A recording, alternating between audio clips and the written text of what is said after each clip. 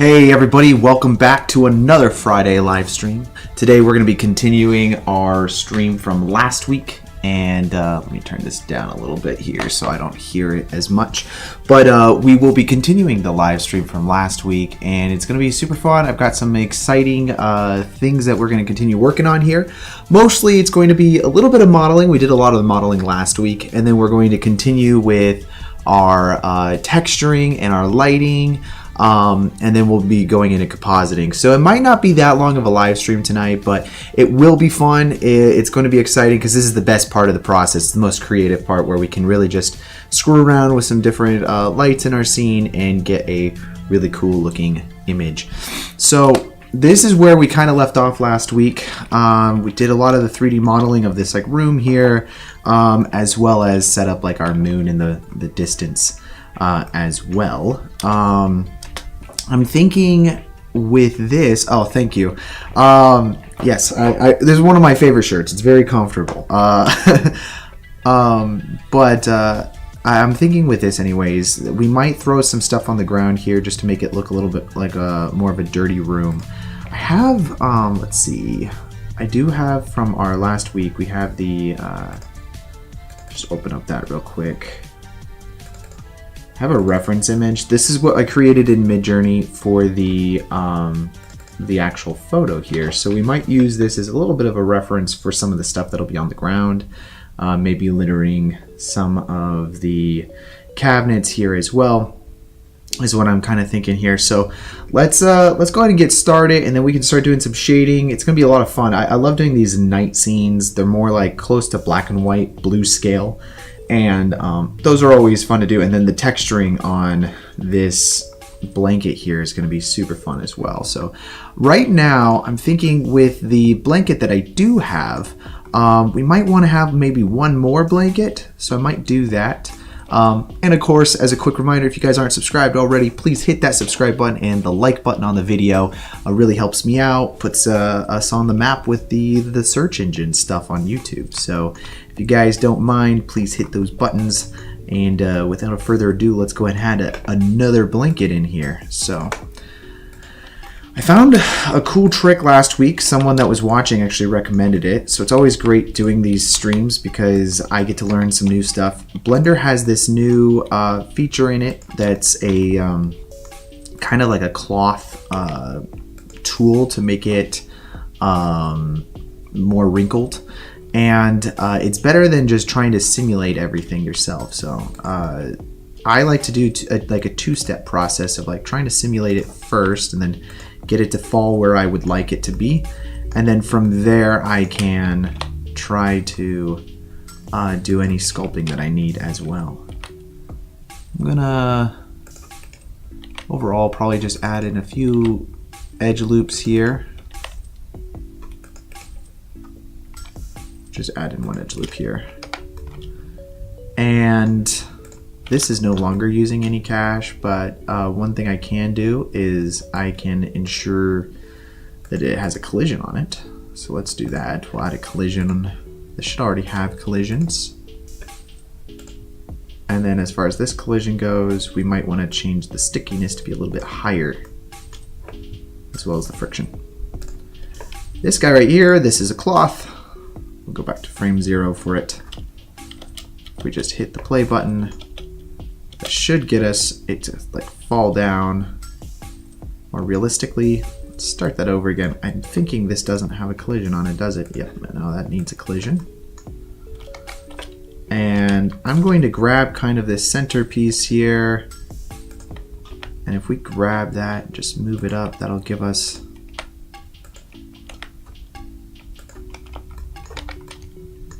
cloth kind of like that. There we go.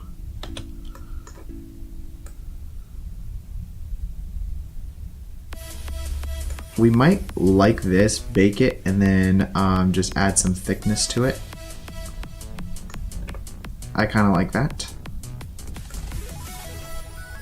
Maybe before our modifier, I'm going to add in a subdivide surface over top of it. We could try caching that out again. Maybe give us some more realistic results. bouncing all over the place now. Let's see, let's go back a little bit.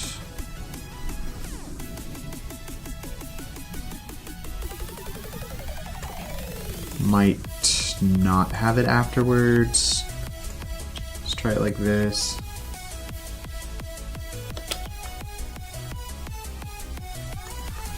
Perfect. Okay, now I can just apply both of these, and this is now just a plane that's kind of just stretched in the area that we need it to be. I'm going to sculpt though, go into sculpt mode, and then that way we can really move this stuff around where we'd like it. I'm going to the bottom here, just rotate it a little bit. I'm using kind of like the pose ability because that really helps out. Also, I like to use the elastic deformer. Just kind of form that around here. Yeah, last week we did quite a bit of work, but I knew that it was going to be a couple more hours worth of work, and I didn't want to go too long on the stream, so we ended up cutting it up a little short. Here we are.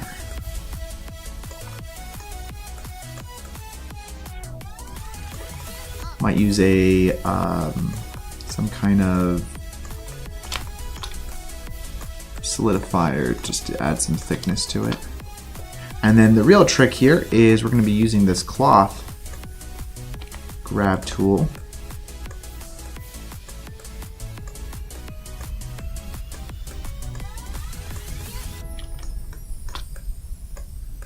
Just grab that and kind of push it up against the bed.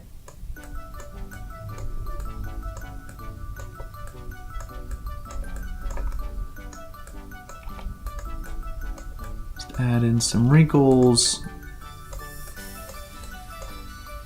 I might need to add a multi-res, honestly. It might be a little too low poly.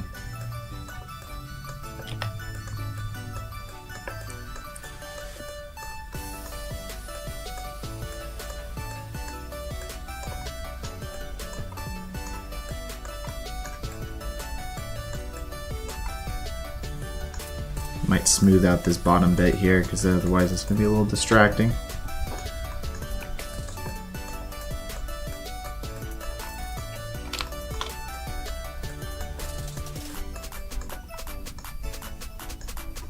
Then we'll use the elastic grab here for the center section that's clipping a little bit.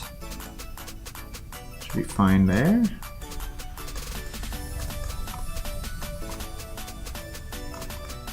Cool. Alright, and then we'll go back to object mode. I'm going to set this to multi-res there, because otherwise we're not going to see our changes. Might apply it, but let's see, as for the feet, they are going straight through the surface, so I might want to sculpt that bit down. You can use the inflate tool, but I'm going to use the negative aspect of it to kind of push it in. Okay. And now we can't really see it from this camera angle over here, so we don't see that it's clipping. This might be a problem. Let's fix that. There we go. Back to object mode. I like that. We'll also use a subdivide surface. Or not, sorry, not a subdivision, we don't want that. We want to solidify our blanket. And then probably a subdivide surface after everything.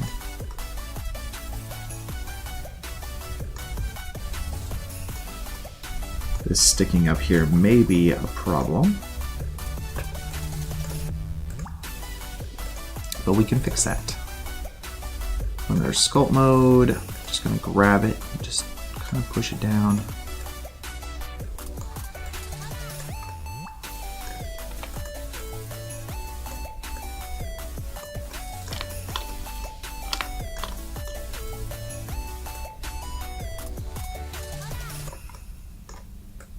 Just kind of give it more of a natural fall.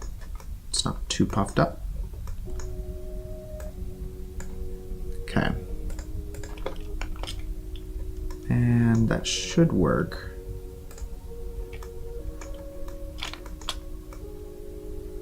Do like that. Looks really nice. Save, of course. I'm going to let's do some lighting stuff and some shading. So we're just gonna have to set this all up. Going to our camera here. I actually really like going to the if you go to the camera settings and you go to viewport display, you can make sure that you can't see through the camera. For some reason, I didn't have that already done. There you go. And let's see what we've got right now for our render view.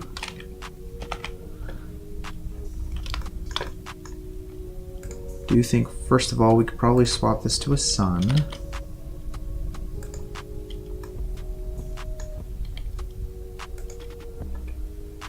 And then secondly, let's change the strength.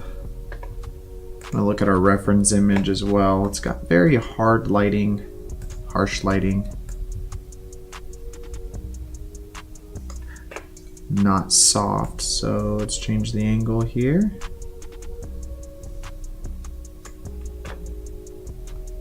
And let's see.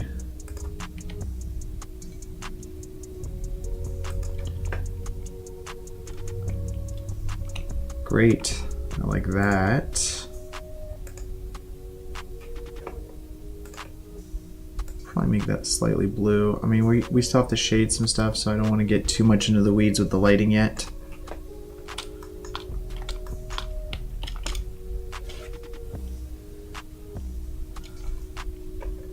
See, let's about the angle here, and then finally I want one more thing. Let's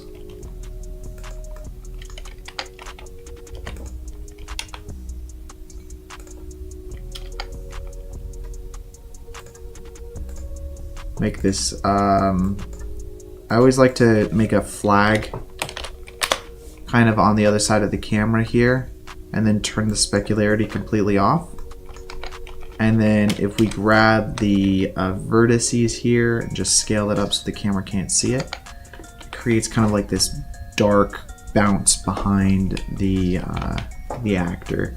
Kind of makes it feel, it absorbs the light a little bit better. So I'll go ahead and select that now, and then if we go to viewport display, we can change this to wireframe, and then that way it's not in our way as we are rotating our camera around looking at stuff. Okay, let's go ahead and do some shading here. We'll start with the ground, honestly. Start with like some wood paneling on the ground here.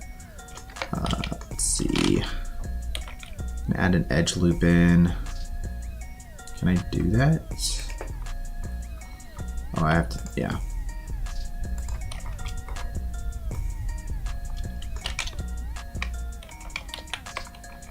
Let's add an edge loop in. Somewhere around there, it's fine. I'm not gonna see it on the outside. As long as, wow, I actually got that pretty close. Grab that y-axis here, and then just so that way we're making sure. And then this piece, if I press Y, it makes its own object, or it makes it separate it from this other object over here. And if I press P selection, it makes its own ground piece.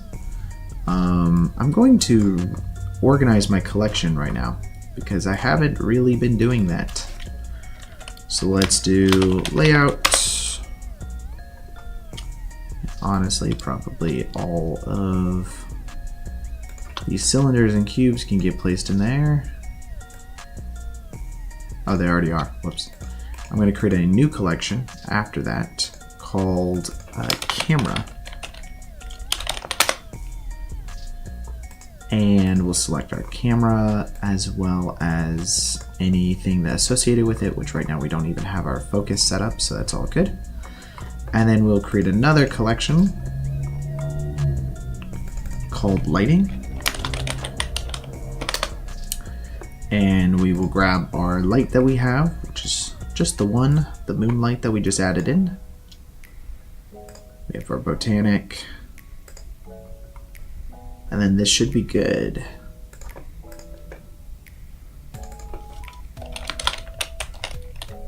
Call this moonlight. Okay, this guy right now, let's find him. And then this is floorboards. This is outside ground. Call this walls, carpet,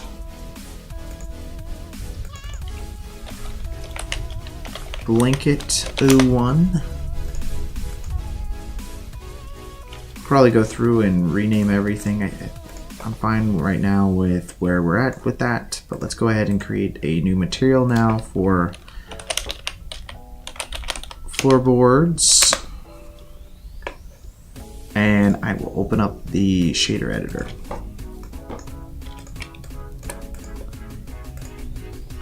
So for some good floorboards, honestly, we probably just use these floorboards.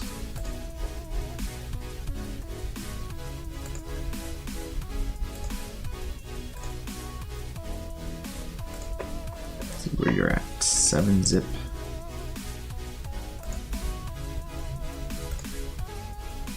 And we will open up these floorboards. Drag in some of these materials. Displacement, the normals, and then the roughness.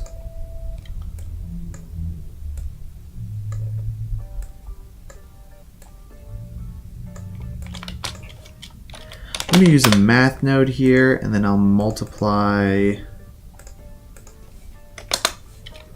5 on that. Let's see, our roughness and then our normals. I'm going to, for the normals, add in a normal map. If I check out the roughness and we just go look at it,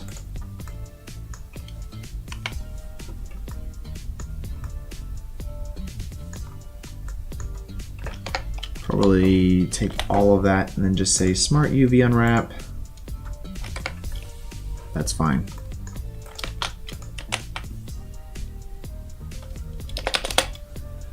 That's right. I need a, let's look at this and then,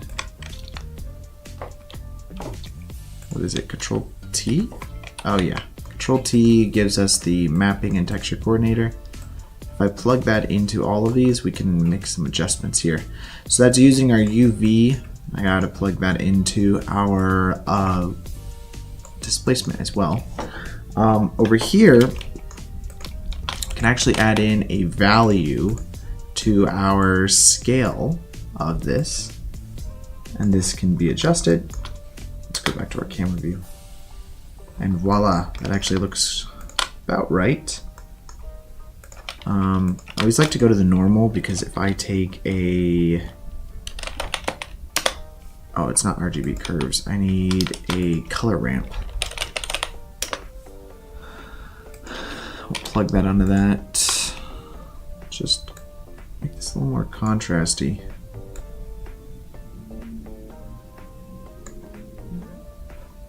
That's about right.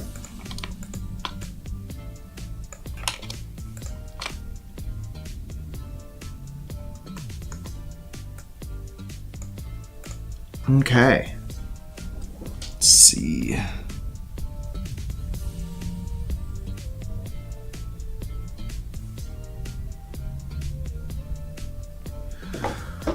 All right, let's do the carpet next. Just select that and we'll create a new material called carpet. Go back to our favorite website, Polyhaven. And let's see. It's probably under cloth or fabric. What are we going for here? Some kind of like stitch design, really. Don't have very many options. I don't like this color, but we can adjust those things.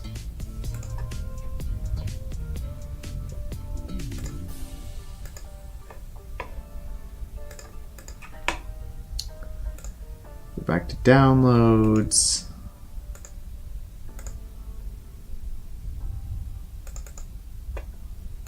Open up textures here. I'm not going to use the color because well, we could try to do it and then just do hue adjustments on it, honestly. But let's go ahead and plug in our normals here, our roughness here. We can use this for right now.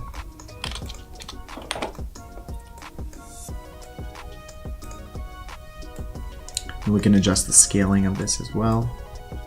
I like to use like a single value to do that. Oops.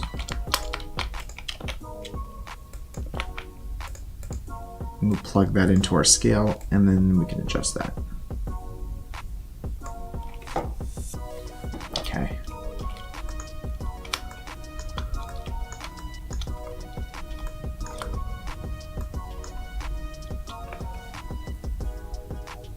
Probably, I'm not a fan of the cross hatching that's going on here. So let's see, let's do this. If we view this guy, I can add in a color ramp on that. I'll view that.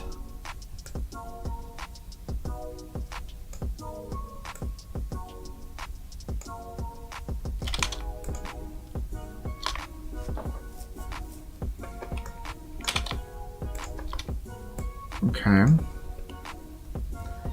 Next up, let's see, I kind of want some kind of,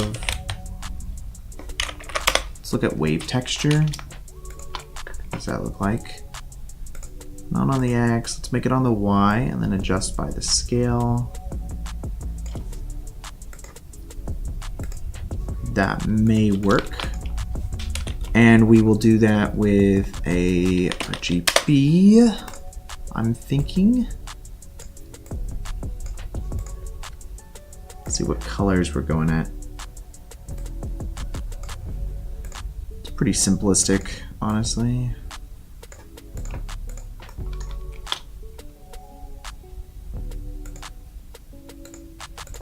Something like that. And then we'll use this mat that we created here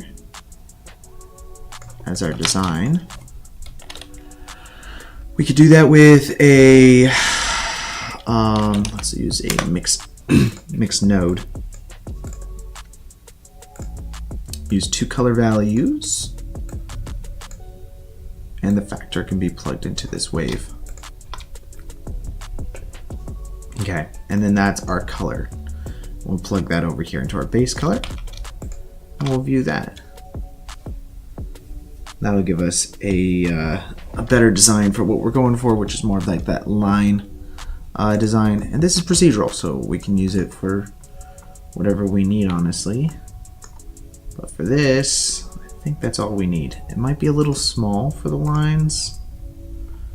I think we're fine. I'm gonna make the darker version of it.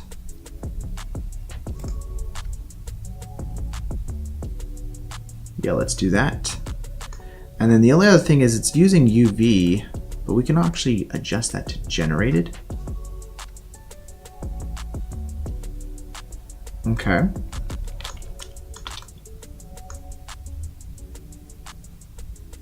I like that.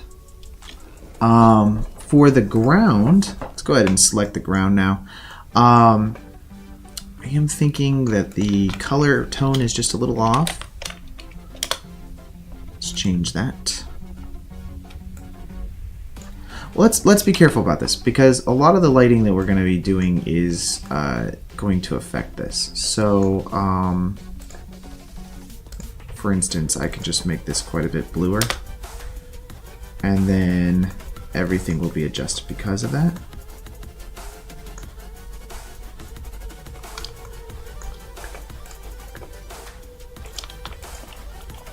Might want to adjust the saturation though, so.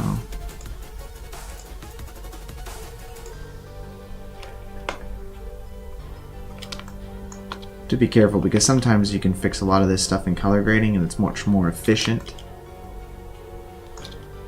and we're going to want everything to kind of be in the same world. All right, the only other thing is this ground, to me, see, it can't really be dirty, but I do feel like there should be some kind of maybe dirtiness to it.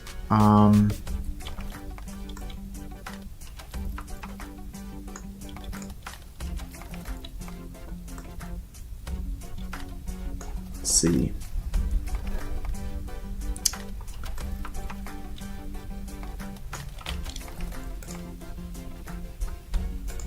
I am thinking if we take this and then we do a mix on this hue saturation, we'll mix the color.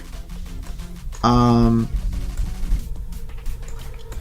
then we just use a RGB curves version of that. So actually I'll just drag that in here, and then for this one we'll use hue saturation directly to it. And then we can use this Musgrave that we used as our matte. Whoops, let's click that.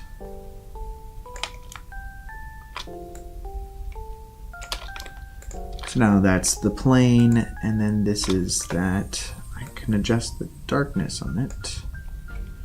That'll give us some more shadows here. I'm thinking if we scale that up a little bit, that'll just create some differentiations and variations in the floorboards. And now, if I plug that directly into here, might give us a little bit of patchiness on the floors to help break up the floorboards a little bit.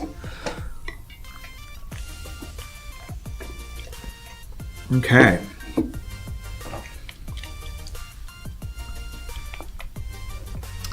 Let's go ahead and do some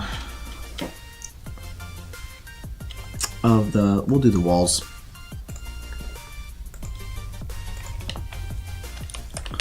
If I add the walls in, might find some plaster or something, some kind of texture for that. Let's go into here. I don't know if it's wood.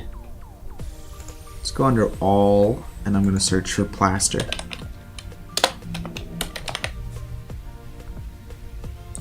Not concrete. Plastered wall. It's a pretty simple design. It's not supposed to be, although actually this is feels a little more worn, and I kind of like that.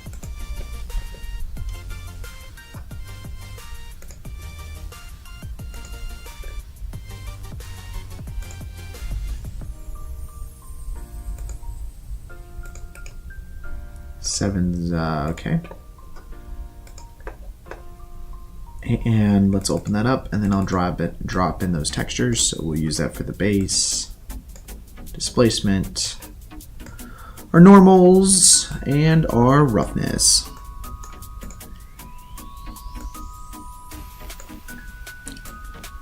Plug all of that in. Displacement, and then whoops. And then finally the normals directly into here. I'm going to want probably a normal map now. And then I'm going to use, we'll add in a mapping as well as a texture coordinate for this. Plug that into our vector for all of these images that we're using. And it's not going to quite work. Let's use generate it. And then the only thing we might want to do is use a smart UV unwrap. Use UV, that's fine. And then for our scaling, let's add in a value node, and we can plug that directly into here, so that way I can scale to my heart's content.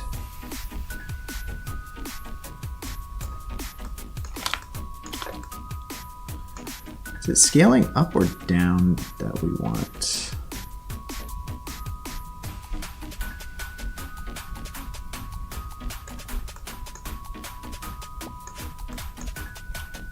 Okay, that looks about right. And then we use a math node here on this backside with a multiplier attached to it. Multiply that by like 5.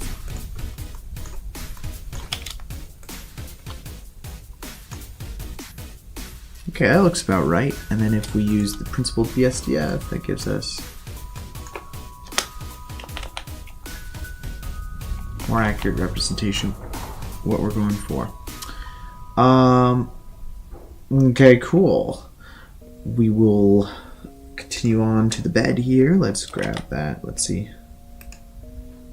Is that just the bed frame, or what are we looking at here? Oh, okay. It's the posts.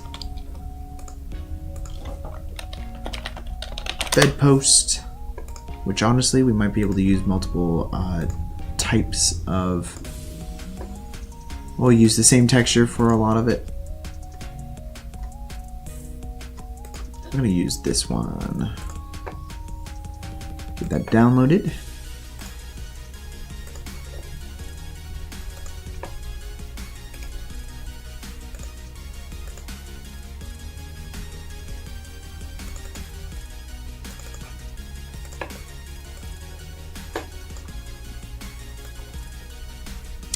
Displacement, our normals, and then finally our roughness.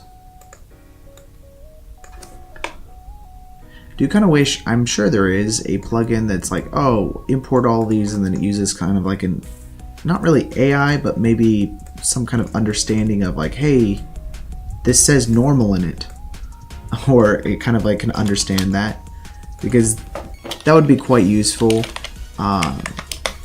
for just importing like 5 images all at the same time, and then it automatically can detect what all of the stuff is supposed to be.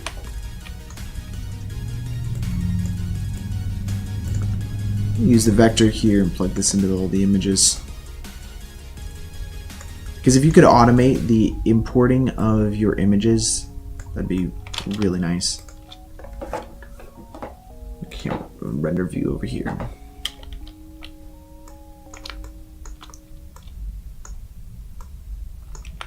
I'm gonna go to material view, which hopefully doesn't crash me.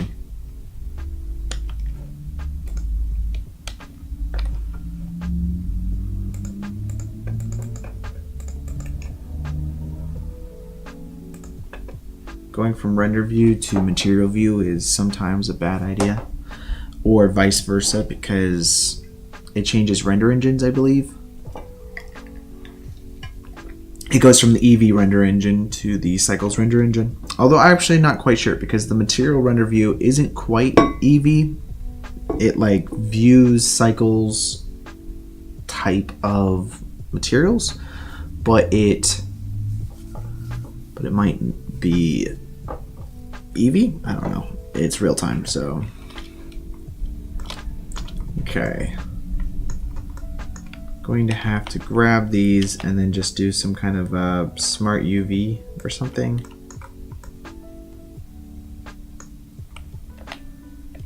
Do cylinder?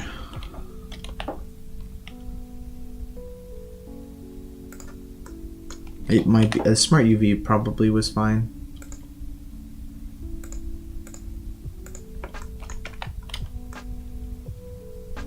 You're not gonna really notice. Normal might be set too high, but we can scale it up. I do always find usually that if we use a math node at the end here with a multiply, oops, not a subtract, but with a multiply, and then set this to like a 5, then that gives us some pretty good lighting results as well. Let's try this. I already created this bedpost. Let's see. Wondering, that's just using UV, but I'm wondering if I swap it to generated.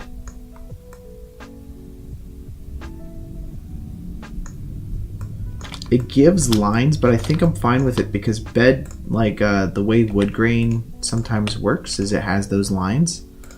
So I might be cool with that actually, because it gives like more of like a realistic effect.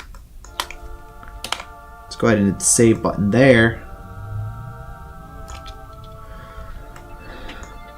And then of course, let's go back to camera view here and then save that and go to render view. do want that light to like really shine off of the bedpost. So I'm gonna turn specularity up on it, and then let's go to our lighting here, and then just really increase our lighting. Let's swap that to something like this.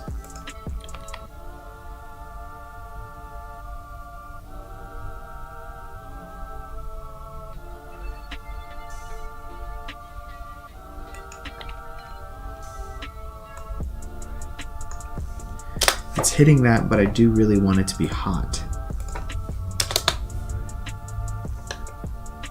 Maybe not quite that hot.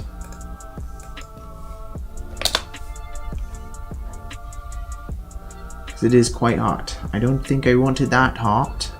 I want it hot on that bit. It just has such a nice flare to it here that I really like that. I do think it would be nice if for this, let's see.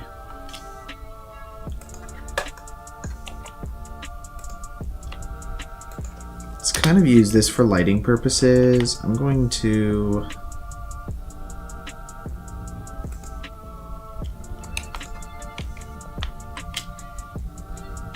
do that so it really feels like it's only coming through the window. We're not going to see this. I'm using this only for shadows on this part of the wall here. What we can do is we can kind of set up this, again, a flag, but we're not going to see it. It's only going to be for casting shadows. So I'm going to do that, and then let's see. We'll go over here to our visibility settings, and then we can set it off on the camera. And as you can see, if we turn off shadows, then it turns that off. So we can uncheck all of these options, but we'll leave shadows enabled. So we won't be able to see it, but it's basically casting a shadow in our scene, which is kind of what we want. We're going for this idea that like the roof is open to like this crazy world, but it's like this dream world. And we're going to be doing some stuff in compositing to kind of like achieve that. But being able to use some flags and like planes and stuff like that to really hide the lighting, it's going to really help us there. So I'm going to call that a flag. We'll move that over to, I guess not really under layout. I'm going to create a new collection just to keep this stuff kind of organized. And we'll call this, not the layout collection, but we will call this lighting flags. I have caps lock on, I guess. Call that flag 1. And I do have this plane here. And again, we can turn off everything here. Oh, whoops, what am I? We want to kind of like be able to select this here. If I turn off everything except for that shadow, I don't know that that was what I needed to do, but let's double check. I might want to turn off diffuse.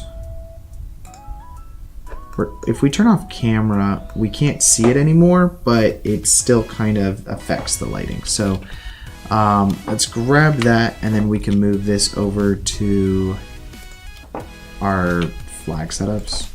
Call this back flag. If I grab that, I'm just going to drag it over into our lighting flags just to keep things organized. This helps if you're trying to do render passes, because if you have your collections neatly organized, then that will allow us to be able to find everything we need very quickly. Okay, for this this cloth right here, let's go ahead and do something about that. Actually, I'll get to that later. I'm gonna finish up some of this other stuff here. If I use this bedpost over here, I don't think that quite works for this situation. So let's find a different wood texture that'll work better for the... Ooh, nice. Actually, I like that wooden cabinet. Table's quite nice. Maybe that's what I need for the bedpost stuff, because I do really want that kind of sheeny glare that we could get from it. So let's download this. I might actually replace our previous texture that we did.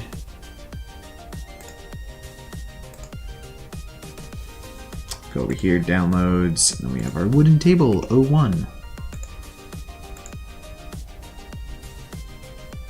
I need some easy method of having every texture I've downloaded and just being able to swap between them at will. Which I guess is just building the materials into the asset library and then slowly doing it that way. Okay, that color works for me. Let's see, normals and roughness is what we really need.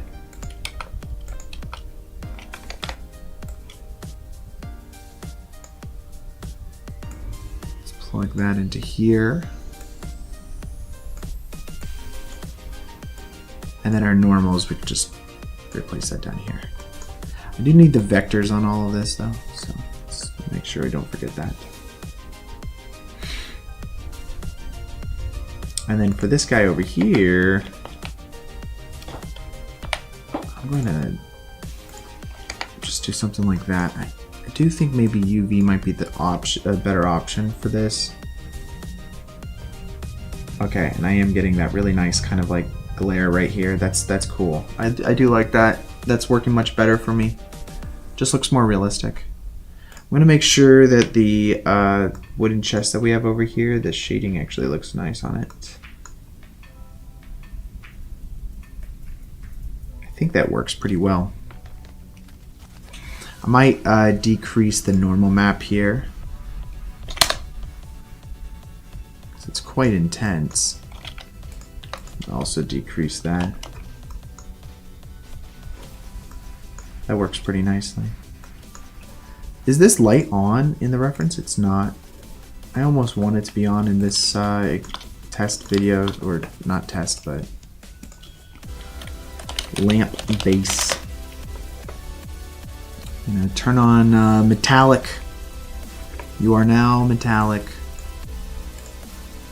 Bring that down slightly. My latest addiction that I've gotten into is I now play this old game, Clash Royale. I've been playing that like non-stop lately. White noise texture. What the hell is that? I feel like phone app games are made just to keep your attention for as long as possible. And I'm here for it. I do like this noise texture. I think that'll work nicely to add some kind of like specularity or speckleness to it. Let's use our no, not curves. I need a color ramp. Color ramp. Just select that there, and then we'll just add that to be more contrasty. And then our scaling, we might want to scale that up a little bit. Could work. I would say let's take that. I might want to just make it more contrast. And we'll plug that directly into our roughness.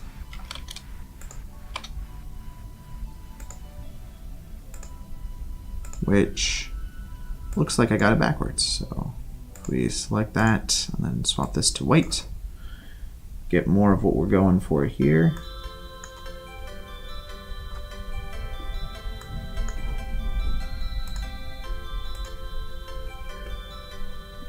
And then finally, let's go back over here to the whites. I'm going to just make that grayer. That way it's not so obvious. I really don't like the base on this anymore. It's not doing it for me. It looks too thick, it looks too video gamey. So if we select the base of this, you might want to select the top as well. We're just going to select the base first.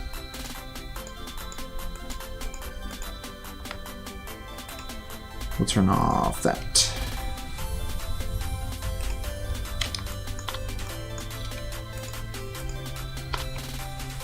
You just select, ooh, making mistakes here, guys. Let's do that. We scale that in.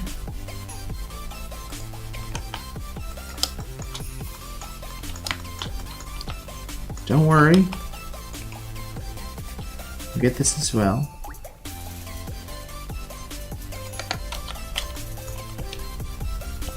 Did make a mistake there, but I don't know that I mind that all that much.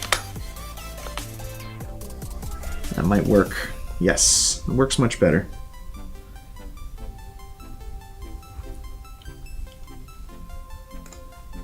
And then this is kind of just a lampshade, which doesn't have much of a texture, honestly, so.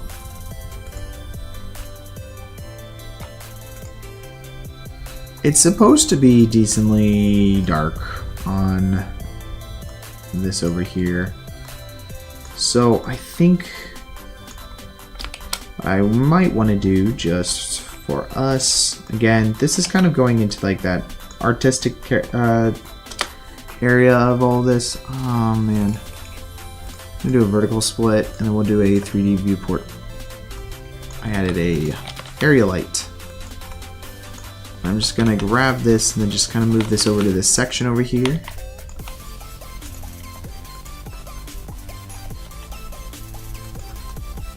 And this light, primarily, is just gonna have a -2. Cool thing is, in Blender, I don't know about other 3D softwares, but if you add a negative number here for the power, it actually sucks lighting out of that area. Super helpful if you're trying to artistically get like a specific look. So let's do like -100. Yeah, you can see it's like really kind of like sucking the light out from there. Really kind of makes it contrasty. Should be quite nice. I'm gonna grab that out and we're just gonna scale that up. Maybe just take kind of light out of this whole section. Let's try that a little more focused, I guess.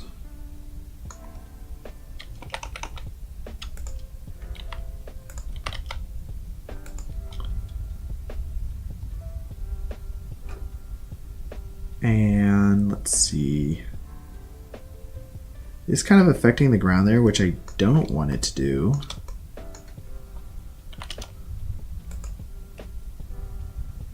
If I face it up a little bit, that might work better for me. And that'll be less distracting now because of that. I'm gonna do the same for this side over here.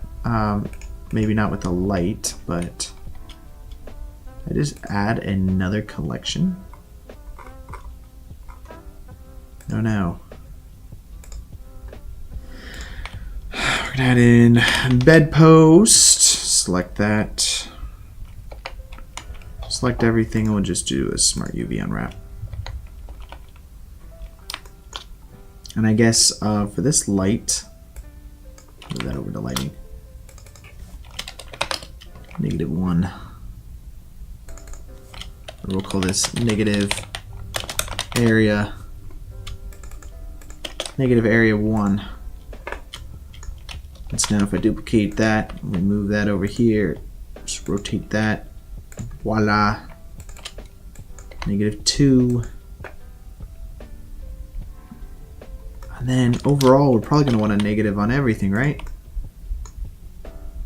More than likely. Just grab that. And we'll just do that kind of overall. I'll do a negative, let's go 50. So we're just going to half what we're doing currently. One important thing to realize about this whole negative is that it actually takes quite a bit of processing time and power and all that. So just make sure that you're not in a rush.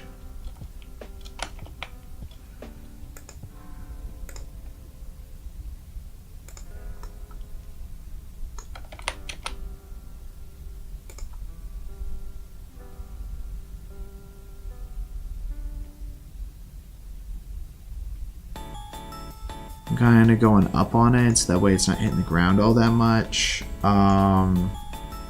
trying to make it look like there's a light kind of coming from under the bed, which again, we can fake, so I'm not concerned about that really. Let's see.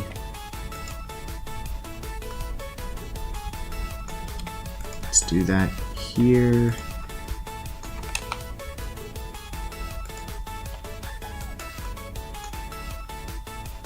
I'll turn up the power on it.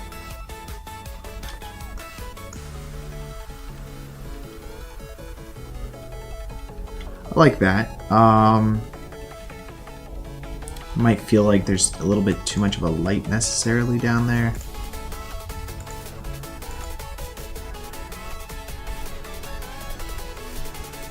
And then the overall moonlight, a little more blue, and then just turn the brightness down slightly. Okay. It's pretty sweet. I like that. Our main character still doesn't have hair, but we can fix that. I'm not too concerned. Not too concerned. I think also we'll do this. Add in a new collection. We'll call this FX. Grab that cube, place that in here.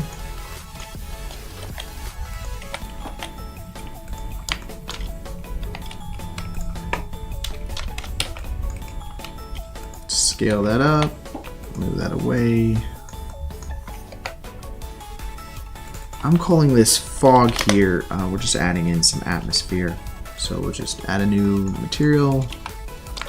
And I'm going to call this volume scatter.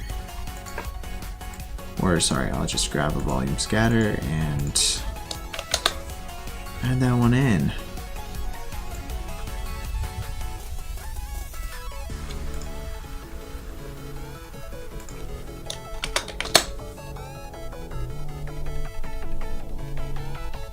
Okay, that's pretty sweet.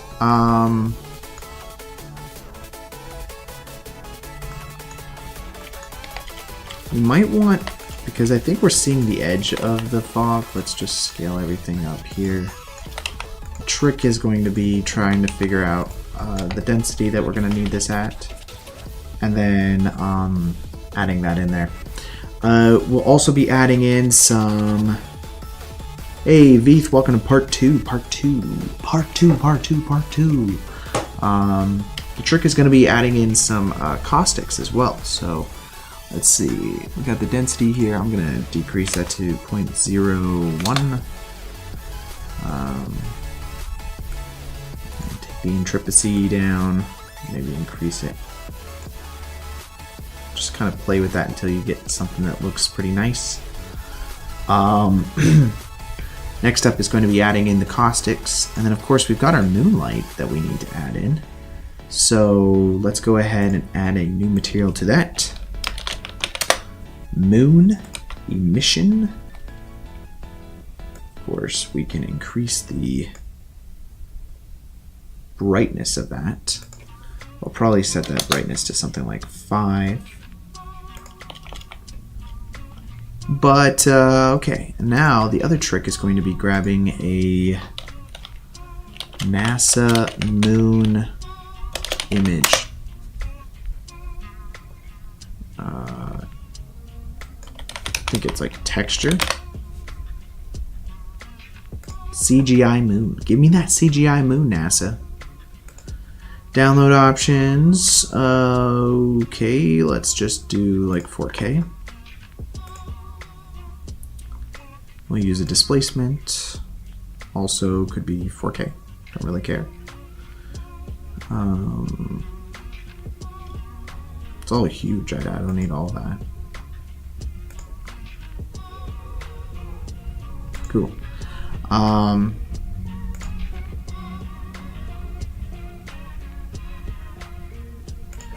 Let's go back over here. We'll find those two images. Drag both those images in. Oh, whoops.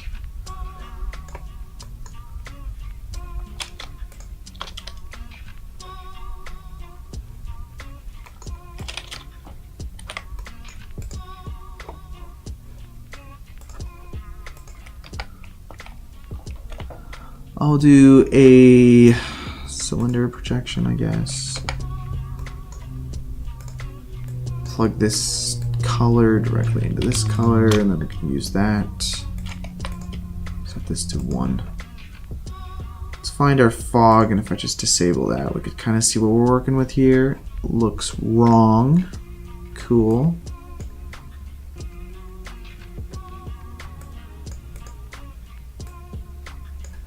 It's like UV is doing like a weird thing with it. Let's do smart UV unwrap. Come on.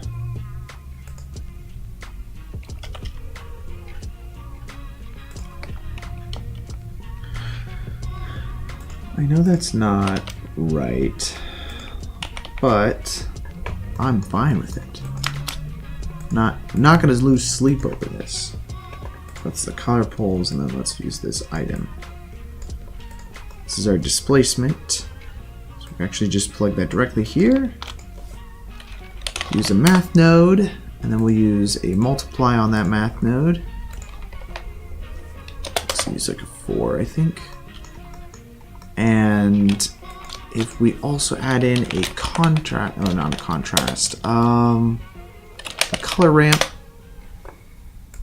plug that in before this emission, we can make this moon a little more contrasty as well. But to see what we're going to be working with, let's turn our fog back on. I'm going to have to probably adjust some of these settings.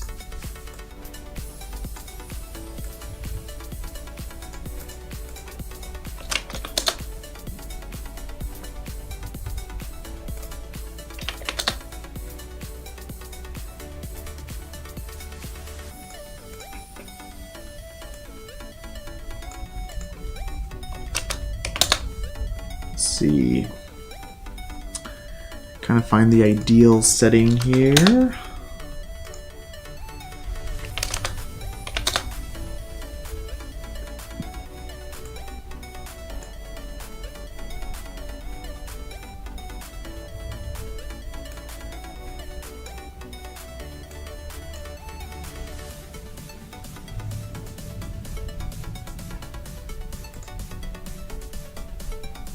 If we select our moon, let's see, let's make you super contrasty. And then fog one more time. 0.003, 0.001.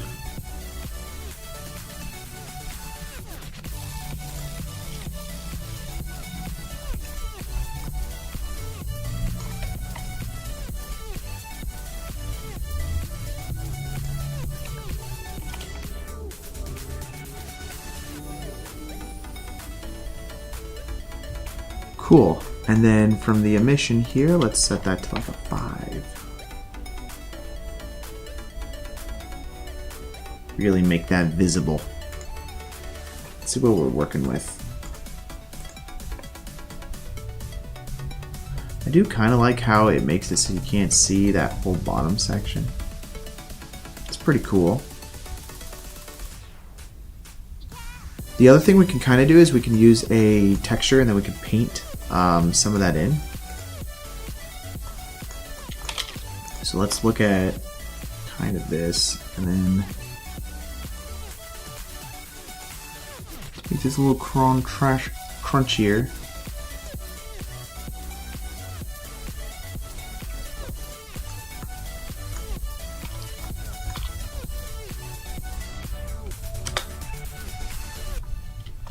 Let's take that whole thing and then we're just going to rotate it around, I think.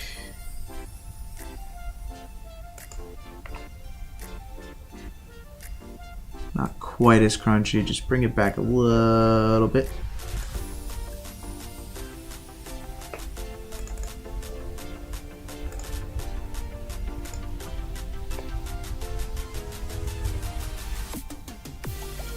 Okay. Cool stuff. Alright, now, the only thing is this outside is super hot because our lighting that we have coming through the window is very, very, very, very hot.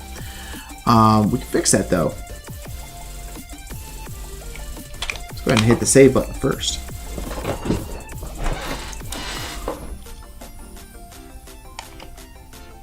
I'm going to first, actually if we add, I kind of like these caustics that they've got going on out here. So there's a couple ways we could do that. We could do that like a legit real way, which do via this. I'm going to, I need to select this fog. Let's go to viewport displays. We'll set that to wireframe. Wait, it's not in our way. Save button on that. And then if we add in an ocean, I think. So let's grab this plane, we'll duplicate it, move it up. And then we'll go into here.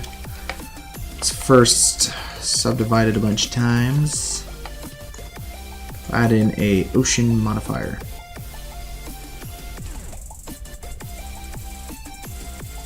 Where's the ocean modifier at? Ah, it's right here. Cool. I might want to scale this down, honestly, but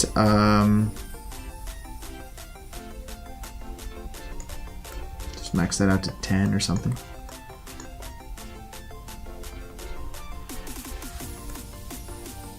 Probably scale it down 2, and then change the depth, I suppose. Is that what we need to adjust?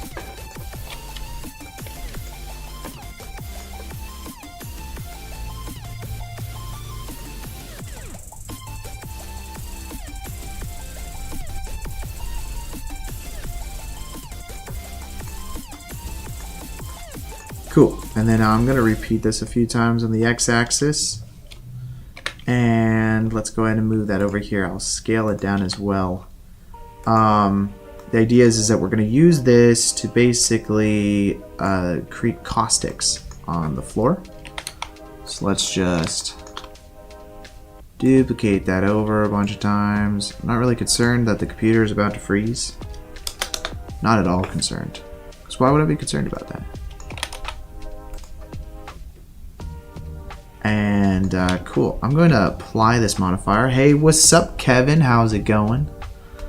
Welcome, welcome to the stream. From here, though, I can go into our visibility. I'll go to viewport display, and then we'll just set this to wire as well. Not too concerned about seeing it or not. But what we are going to want to do with this is we're going to create a new material. And we'll call this, we'll call it ocean, I suppose. And essentially, I'm going to create like a water texture, and then the lighting is going to go through the water and then create the caustics on the floor. So if I select our moonlight here, then we can actually turn on shadow caustics. And then with our floor that we created here under layout, I'm probably actually going to move this over to effects. Hide our layout stuff again. And now under this, the only thing I might want to do is let's use a decimate. If I can grab one. Whoops. I'm going to just decimate it like 50%. We don't need all of the resolution. Just mostly the shapes that we're going to want. So let's set that to 0.5.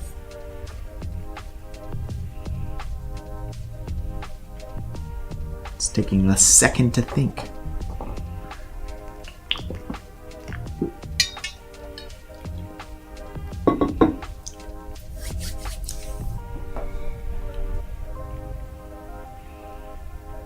Curious actually how that's going to affect the lighting coming through the window as well, because that lighting will be affected by this. But yeah, let's just let this computer think for a second. Actually curious. Oh, it looks like the mouse is not rotating up there, but I don't know. I do not know. But in the meantime, since we're waiting for the computer to unfreeze, make sure to hit that like button and the subscribe button. It definitely helps out. the videos and the whole system. So make sure to hit that subscribe button unless the stream randomly stops because I decided to do something stupid. But yeah, so what I'm trying to do right now is the face count is like 690 or 6,900,000. So if I can get it down to like 3 million, just because it's going to be using caustics, which is the process of light going through the surface of water and then creating kind of like this, lighting effect on the floor of a swimming pool or the ocean or whatever it is. You're the only person I know that can bring a $12,000 computer to its knees. Yes, and if you get me a more expensive computer, I will try to do my best at getting that to come to its knees as well. I do pride myself in my abilities to do that. I'm going to apply now our decimate. Oh, which I should have done before I hit the save button because you never know what's going on with this stuff. But should get us down quite a bit. Actually, I probably added more faces now that I'm seeing it. Maybe we should have done like 0.1 or something. I don't know. I guess we'll find out.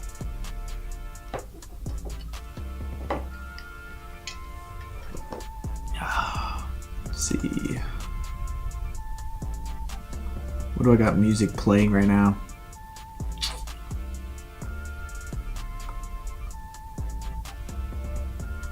Song of Okanera. I don't know how I have that as in my playlist, but I guess it's licensed. I don't know. I have all this music from the licensing company, so apparently they had it in someone else's live stream. Okay, the decimate was supposed to bring it down, but normally I decimate it by quite a bit more. I know. I can kind of hear it, but I have the music turned down really low because I didn't want you guys to hear it twice. Also, sometimes it's hard to think when I'm hearing the music because the music's just so good. I really should have hit the save button before I did the second process of calculation, but you know, here we are. The computer's really going to come to its knees once I try to do the Ocarina. Yeah, that makes sense. I've heard that. What did I say? Okanera? Did I say Okanera? I don't know why I would have said Okanera. But that does sound like a typical Connor mistake right there. Alright, cool. So, I'm going to, inside of our material, save first, because you never know. But then I'm going to add in a glass BSDF, and then we'll change the roughness down because we don't need it to be super rough. I'm going to make it a little bit lower. If I check the preview, that should be fine. Next up, if we enable this in render view, I'm probably going to have to turn off the visibility of it momentarily. Let's do this. We're going to turn off fog first. See if we're even getting what we want. So I'll be honest, I don't normally do this.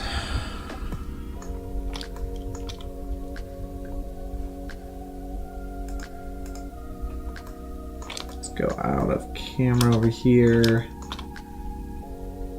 Done it a couple times, but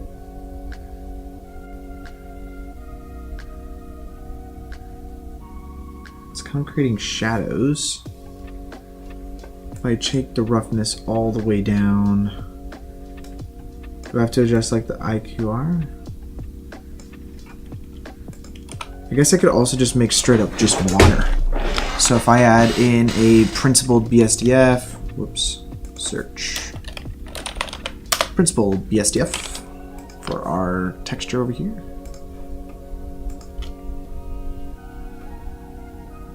Let's disable the visibility on that.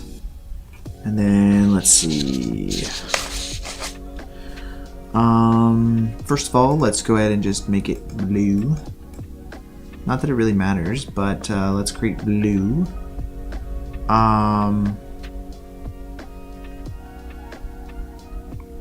You know, I might be doing this the more complicated way. So why don't we do this? I'm going to enable this visibility, turn off from rendering as well.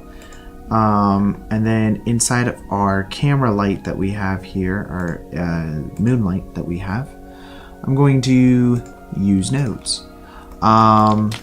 Probably you can see kind of what we're doing by doing this on like another material.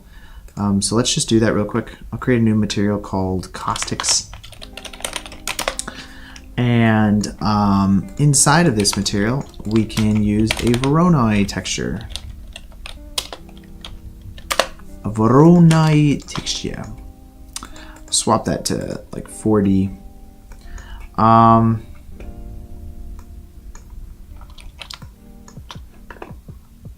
And we can adjust the scaling and everything like we want. But you can kind of see like that looks like that ripple effect that you get at the bottom of the water. Next up, if we're just going to duplicate that, move that down. If I use like a math node here, and we do not a multiply, but let's say subtract. I'm not going to clamp it. And then we subtract one from the other, and then we view it. It should look completely black. That's because, let's turn off everything else. And that's because it's basically subtracting the one Voronoi texture from the other Voronoi texture. And it's kind of getting us an interesting result if we adjust the scaling of one of them, but not the other. And you can kind of see like, you can kind of create some like really cool patterns here if you do that. Let's see, I do want to change this to smooth. We'll adjust both of these to smooth, I think. So we'll change F1 to smooth. And this will give us the ability to edit the smooth on both. So if I use a value on the scaling, and then I'll just duplicate that. We'll use a value on the smoothness. And then we'll duplicate that again, and we'll use this other value here on the randomness. Basically want all of this to be kind of the same. The only difference is we want to use a math node going into this top one right here. We'll just add, you know, like 23 or something like that. But if we scale all of this up, let's do that real quick. We're going to use scale, and we're just going to scale that up. If we view that, let's just see what we're getting here real quick. Let's see. Taking the 2 plus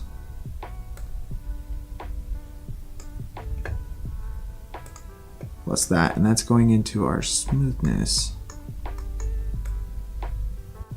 We'll adjust the scaling right here. I think, let's see, from there, that's about the size that we want outside the window. We can adjust it a little bit more. Let's see, scale it up actually is what we want. That's probably good. So that's this texture that we're getting from here. And then the distance from this texture right here is going to be subtracted from that. So if we view again, and then we go to our add, I think it's the smoothness that we're going to want the math node on. Whoops. It might be the scale. So let's actually go to our scale option, and then we're going to add a math node. We need it to be slightly different than the other one.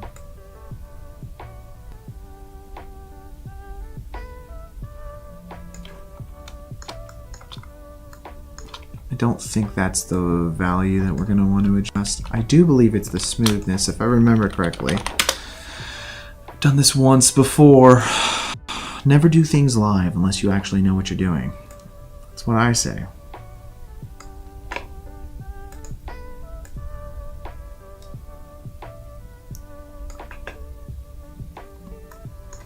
I might actually need to swap these though.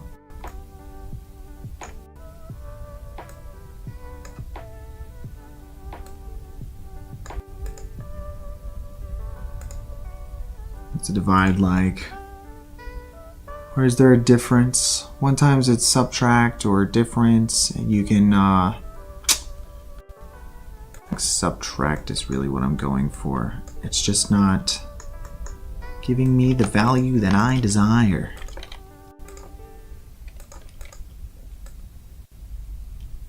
I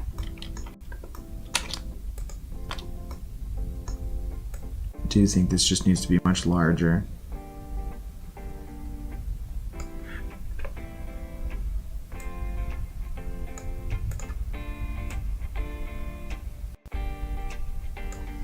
Oh, another easy way to be able to see this a little bit better is under, after this, let's add a color ramp.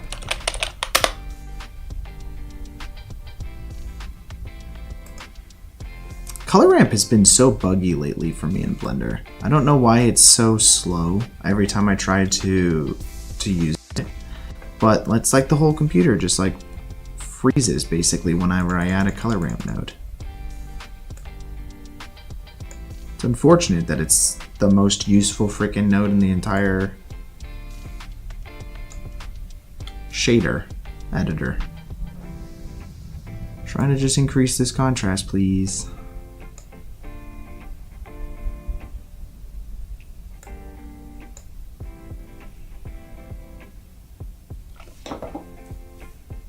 Wow, we are out here freezing.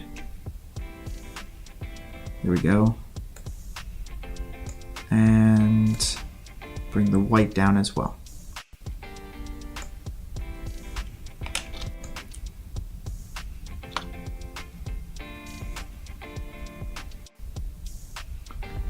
Might take this black value. We want less black and then we're just creating contrast. I think it's there, it's just we're not seeing it.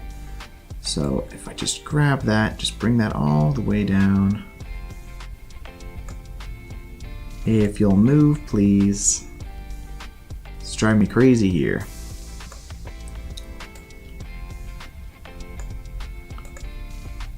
Yes, you. I'm trying to grab you.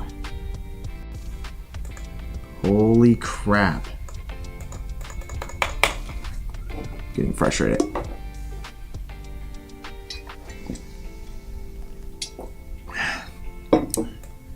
You thought ninja raging and playing freaking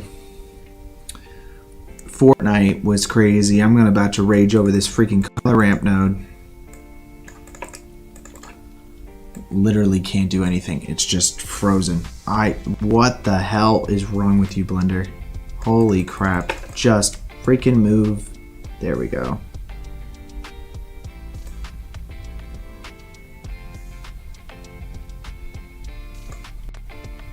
This isn't like rocket science. Jesus.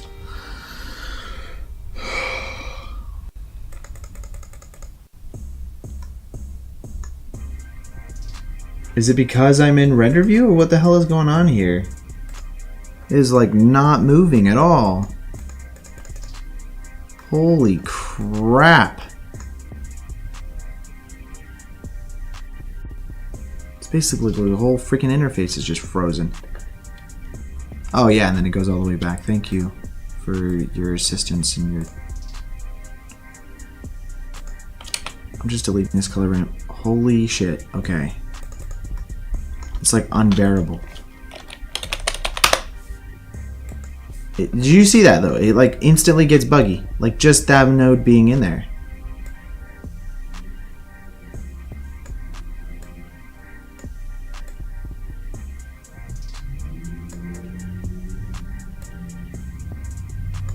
If I plug that into the vac and then press Control Shift Enter, please just fucking work for me.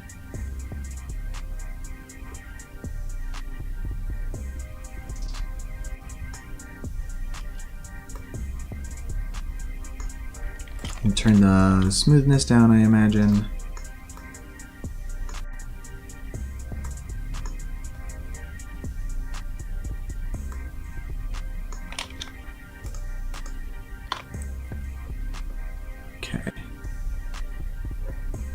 figure out what the hell is going on here, because it is not doing what it should be. There's a color ramp on this Voronoi texture directly.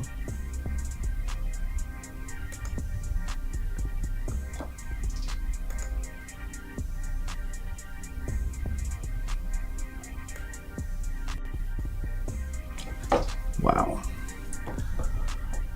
I'm just trying to live my life here.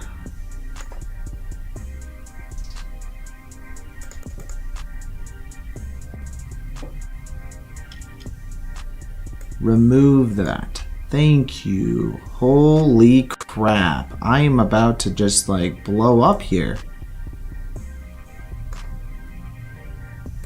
I just want this node to connect and I'm having the most irritating time of all.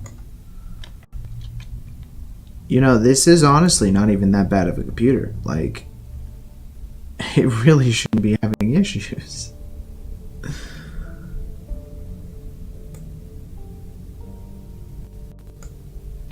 Oh my god. I can't right now with this.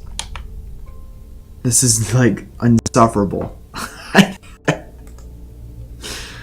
I can't even, I can't, like, color ramp is literally breaking this computer.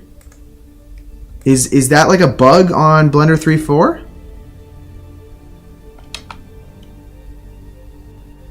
That I didn't know about? Look how fast everything moves now. Literally just removing that color ramp, I can actually move around in the editor. Like, what the hell is wrong with that? Alright, well, okay, color ramp is the way to add contrast into it. So, I suppose what I can do instead is use a curves adjustment, like RGB curves. But this is definitely 1000% not as effective. So I might not actually be able to do this effect right now. I don't understand why Blender is having such a hard time with such a simple task of a color ramp.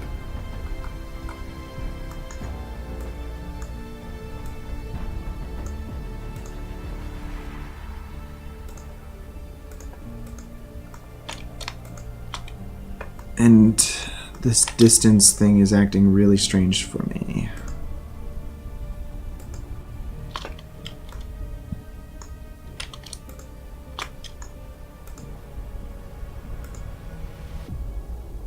This should just work, honestly, also, but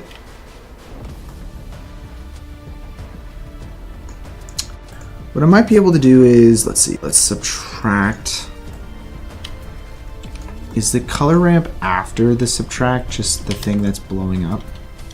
It's like there's too many calculations in one area. Because what we could do is we could use a, let's try a curves here. And then let's mute this node because that's not doing anything. And then view this guy here.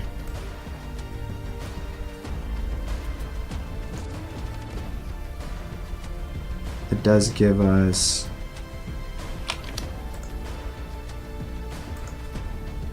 that. Then if we use this subtraction, it'll give us this. I might want to invert this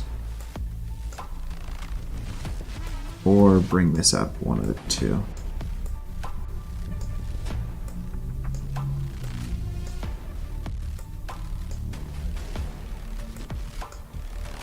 Yeah, I can't do this without the curves. I need the color ramp.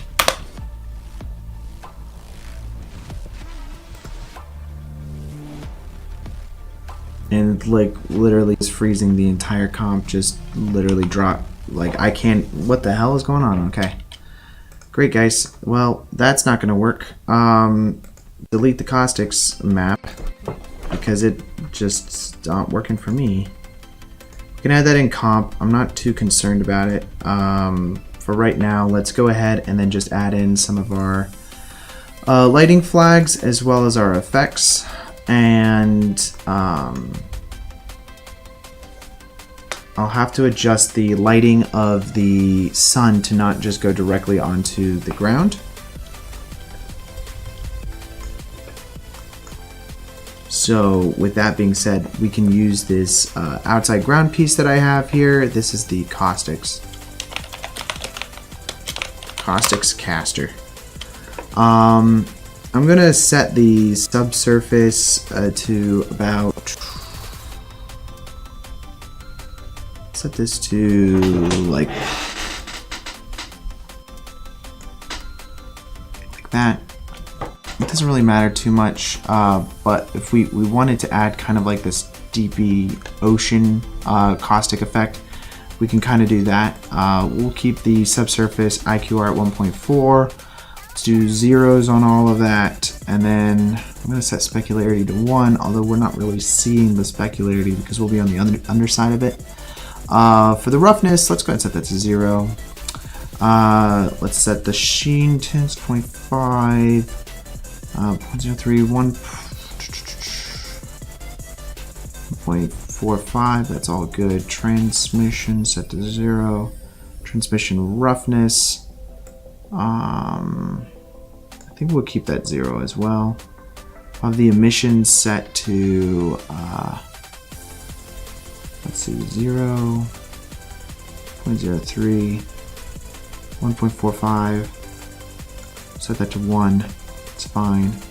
0 is fine. Keep that black. 1 and 1. Yeah, that's good.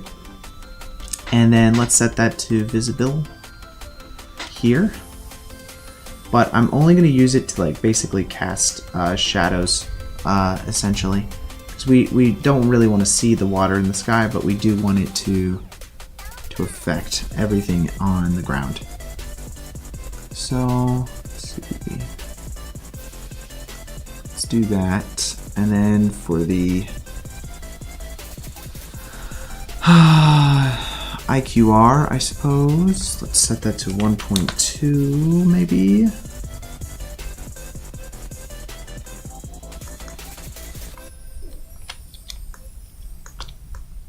I'm curious with the moonlight, because we have that here now. I'm curious that with the moonlight, I'm going to turn off the fog just so we can kind of see what we're working with. I do need the water to kind of like go through the surface here. I believe there's a way, there should be like a setting for caustics. And I had already enabled that with the light. But I'm wondering if the moonlight does need to be faced more down.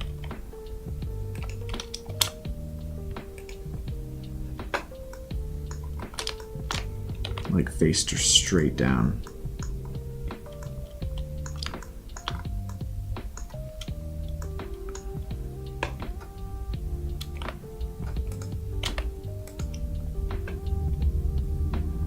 And the water itself,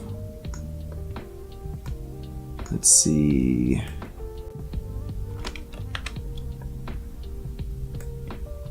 Is it the alpha that needs to be adjusted? I feel like it's not.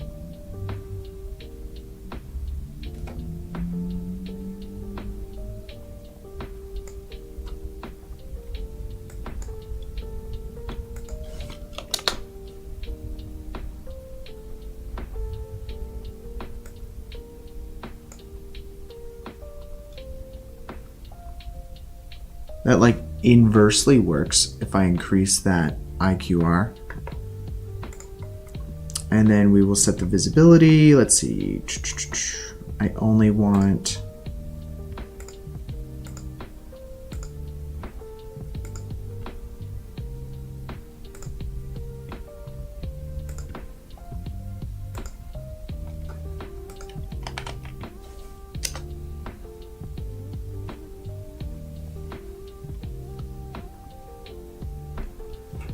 It's not really letting the water go through the surface all that well, which is why we might not want to use this custom shader. I'm gonna just screw around with some different ones. Like glass theoretically would be the best.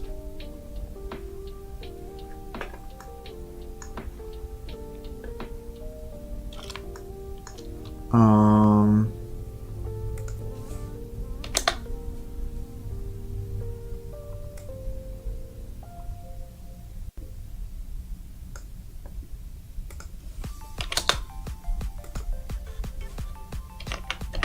four, five. I feel like glass is just not quite working for me.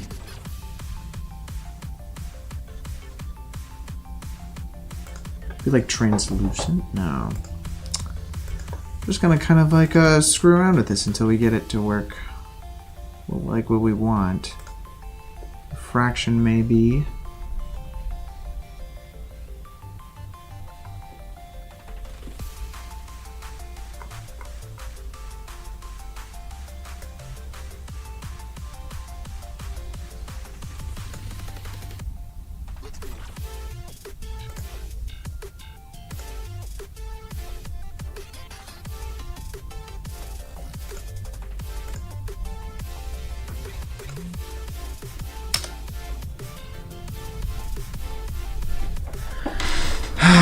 It's not what I envisioned, so I think we're just gonna have to not go that route. I'm gonna have to do some more research next time to try to figure out how to do some better caustics, because the color ramp, and I'm gonna have to check to see what's up with Blender, because the color ramp adjustment is just not working, and I do not know why that's the case. It should not affect that much. What I can do though is, let's see, we're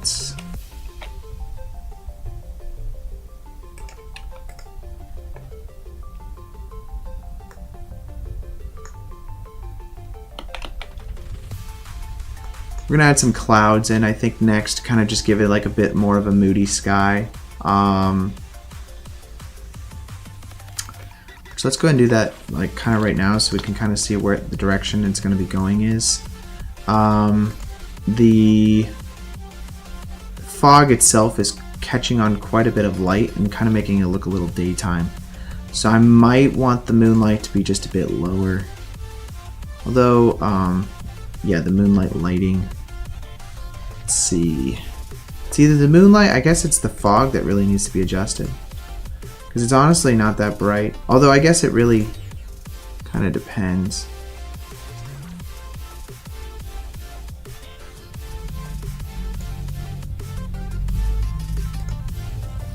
Let's see, 0.2. Just to have a little bit of light come through. And then if we go to our fog,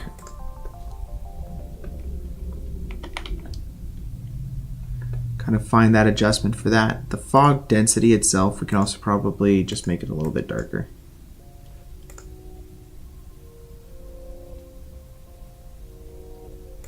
And we'll increase the density to something like this.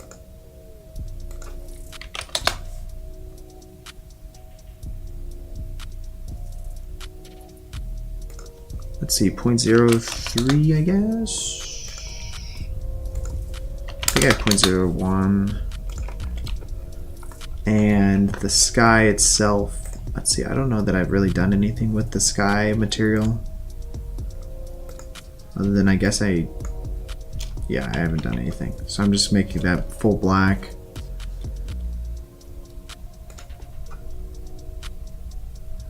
We can do this. I guess we would just make the sun itself underground. So that way it is nighttime.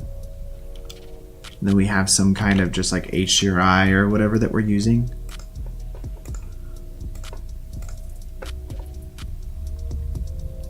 This moonlight we can fix kind of in the comp, because I do want it to glow a little bit more. And right now it's just like, because we're not having that fog in there, we're kind of missing that.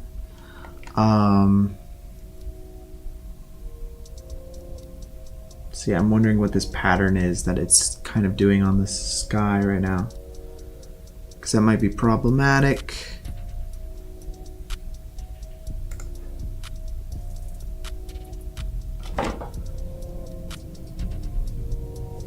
Oh, thank you. Yes, that was like one of the first animations that I did back in the day. I used a model that I created. It was just like some dumb model. You can't see the hands too well. I was trying to make like this kind of Pixar-y looking character, and well, that's what came out of it. But thank you, I appreciate that. It took a really long time to render because that was before I had like a workstation computer. It took it was like 45 minutes or an hour, or maybe even a little bit longer per frame. So it was a bit, and that was before Eevee as well. So good times though. Thinking, let's try this for a second. I'm interested in just adding a little more of a rim light on our main character here.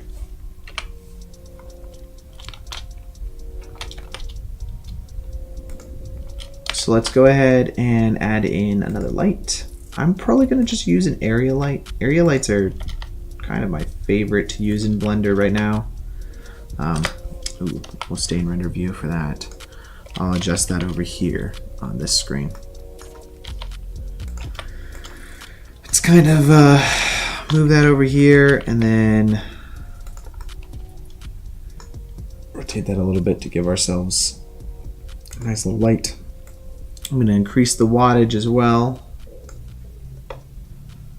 This will kind of create like a bit of a fake bounce or rim light that we'll have on our character, which is definitely necessary. I'm also going to, I guess, add a little bit of light to this front. I am kind of doing a negative on this whole section, but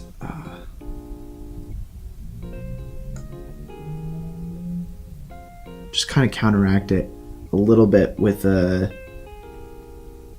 light, and that way we can kind of see what we're working with.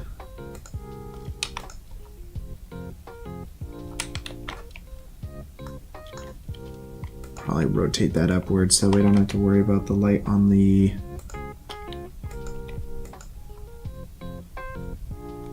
bed sheet too much.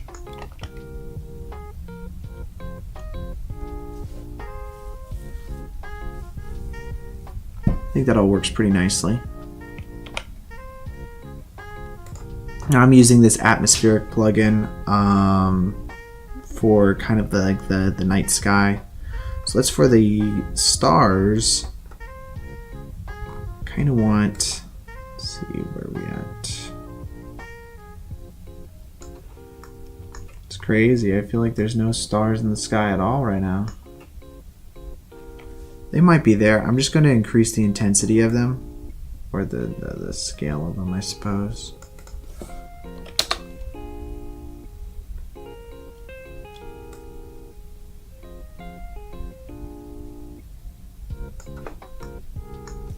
I do kind of like that, actually. And then let's subdivide surface this moon over here, just because it just looks too ruggedy. What does that fog look like now?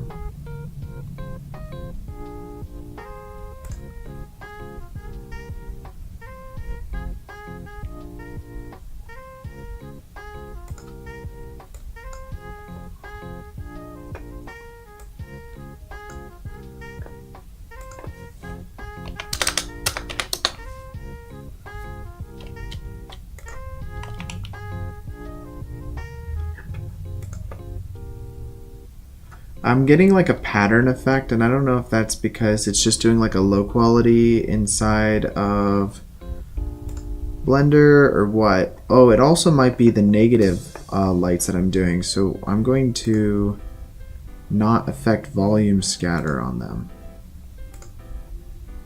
So, because that might be problematic. Just realized that these lights, especially when working with volumes, can really affect your lighting that you have. So just be careful of that.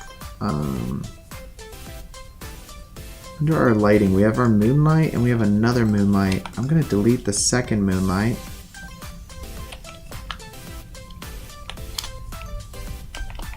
shouldn't have two moonlights. Hit that save button.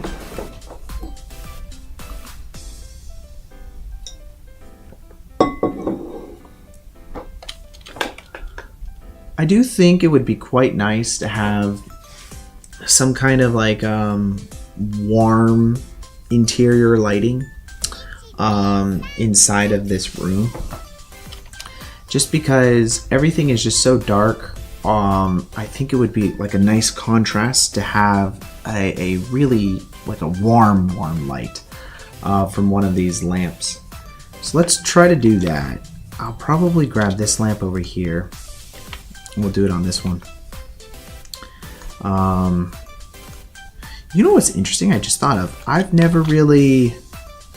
don't think I have ever created a somewhat transparent object before, like a cloth or something like that. Let's do it this way, and then we've got our power on our color. Really, we could just adjust it via Kelvin here, but so I do want this to be warmer.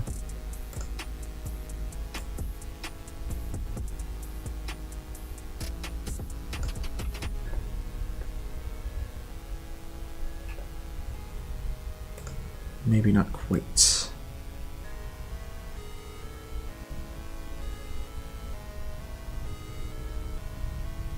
Just find that artistic color that will really make it glow. For this, let's just set this to something like that. Maybe like that. Might want to model some kind of like 3D light bulb or something like that that's going to be glowing through it. We can do that. Doesn't really have to look like a light bulb.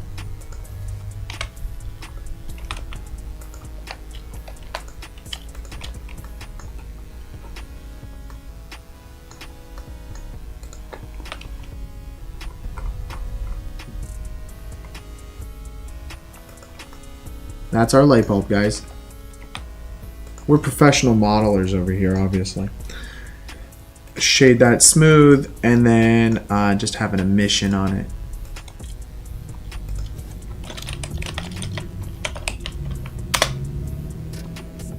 Change that to an emission, and again, kind of find that like warmer yellow light. This guy right here. How do you have an object be able to shine through it? I feel like it's this. It's kind of like a subsurface, is it not? Like if you enable subsurface, you can kind of have it glow.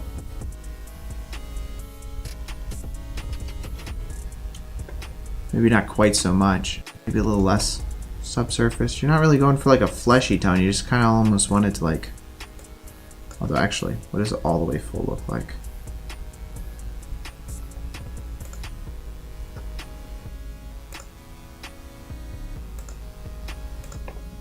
Let's go straight that. It's weird, I've never done that before. Like, you know, you do it for like skin and stuff like that, but then to have like an actual lamp glow because of that's pretty nice. Okay, cool. Where is this light bulb here? Probably want the radius to be a little bit smaller, you know, just so it's not coming outside of the case. In fact, actually, we're probably really not seeing this at all because our light bulb is doing everything. But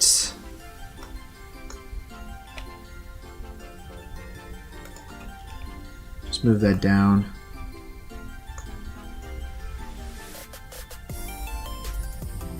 Kind of make it a little bit warmer, I think. Increase the saturation and adjust the hue slightly. It's a little twofold of what we're trying to do here because it's this bulb as well as this bulb. So just make sure to adjust both those.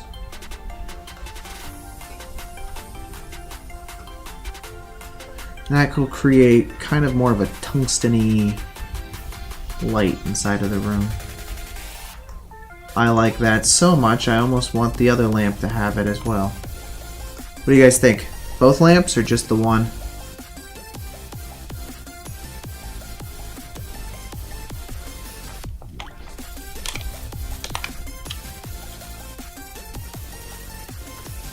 Do also want the light to go out the top of it, so let's just make sure we can do that. Oh, interesting. Okay. You duplicate this light and then move it to the top of this. I'm gonna adjust the radius a little bit to be smaller. And that'll make sure it goes out the top of the light frame.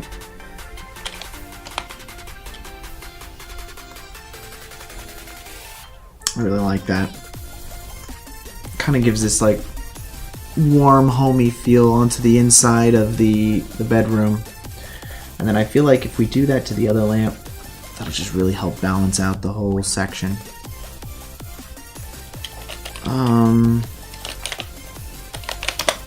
Lamp top. It should be pretty easy to do though. And we have a plant in front of it, so you get added information. So lamp top, and then lamp base, I believe.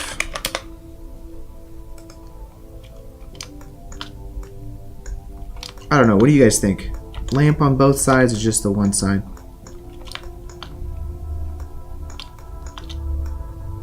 Need to focus on this area.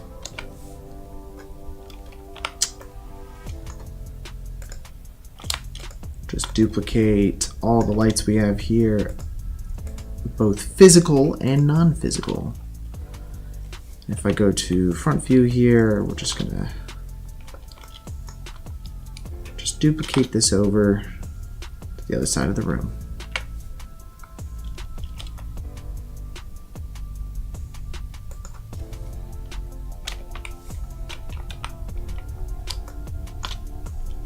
No, on this particular shot, there will not be a roof.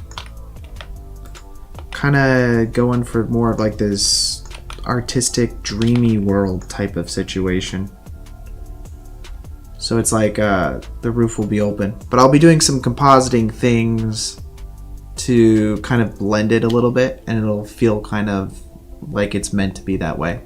Essentially, this shot is like this kid's dreaming of like this weird, you know, kind of world that he's in, and you know, he's looking out into that, essentially. So just trying to really nail down the interior here to make it feel like grounded in reality. I still have to add hair onto the dude. I haven't done that yet. It's not too bad. He doesn't have much of a design for his character, but let's see. Let's go to weight paint. We'll just add some hair on. I know that you can turn on for tools. Let's turn on some symmetricalness. Can we do that? X. Where's the other side? Or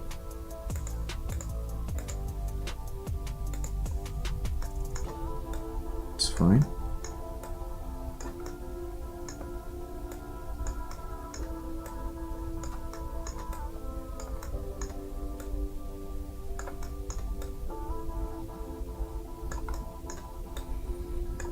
I have discovered a somewhat easy method of creating hair. Let's see, strength, and then let's see, instead of draw, I kind of want it to be subtract. It's not lighten, but subtract. Just kind of do that.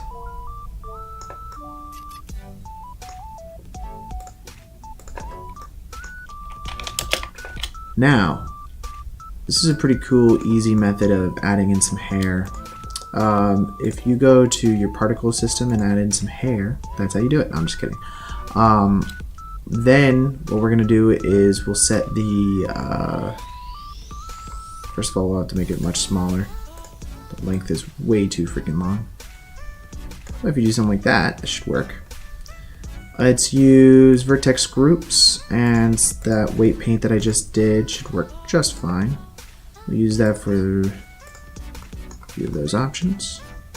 Now his hair is kind of sticking up, but we can fix that. Let's, first of all, I think it's under curves. And if we change this to, I think it's strip. I think we should be fine with that. But essentially the trick now is to disable close tip and then set this to 1. I think also, okay, here's a really quick, easy way to do it. If you go to Eevee and then under curves, change this to strand instead of strip. I believe it's strand. I think, we could have done that earlier via here. But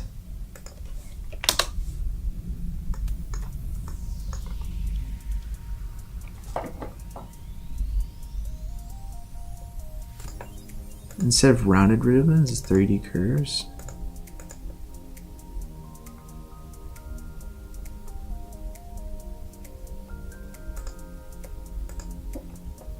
Oh, there it is.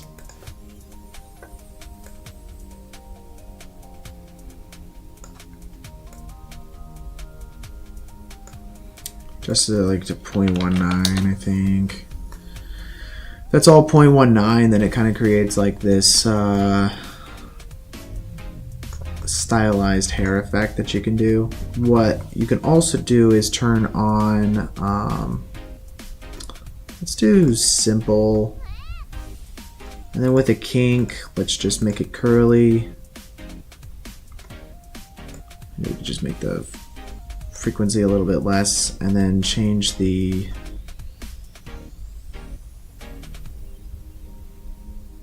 amplitude value because he's much smaller. So that way it just makes the curls a lot smaller as well. Do something like that. Pretty curly, lots of hair. Now we'll just make the number much smaller. 200, probably good. His length is really long right now though. So let's shorten his hair up. And then let's go to hair dynamics, enable hair dynamics. We'll go to frame 0 for that because it's another simulation that we'll be doing. And let's do for, I think under collisions, do they have self collisions? I know that. There you go. There's his hair. Now we have to do a couple things. Firstly, let's do hair. We'll change this to principled hair BSDF. Brown's fine for me. Probably do another material, skin. Under this skin, let's just set that. He's gonna have purple skin, guys. He's an alien. No. Let's probably do something like that, and then if we do a little bit more red and then some subsurface scattering.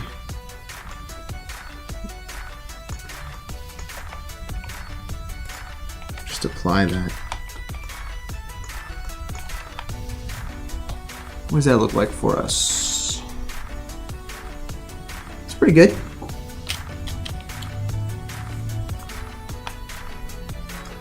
Let's see what that looks like over here.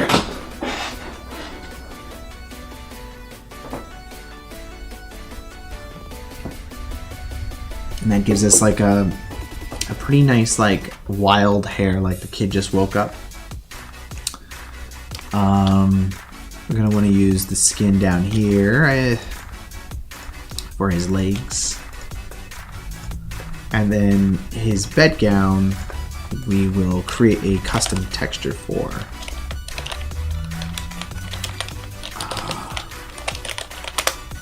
Just call it clothing. Let's see.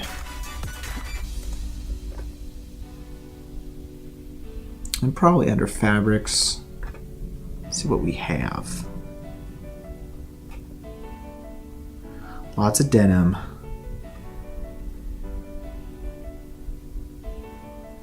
I don't know. I don't think any of this is quite what I'm looking for. Oh, dirty carpet. We could have used that instead of making our own custom one.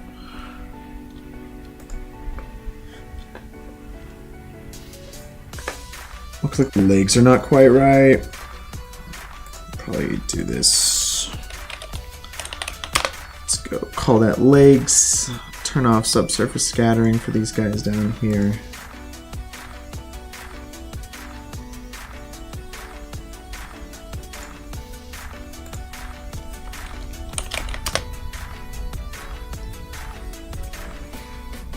For the shirt, you know what we could do?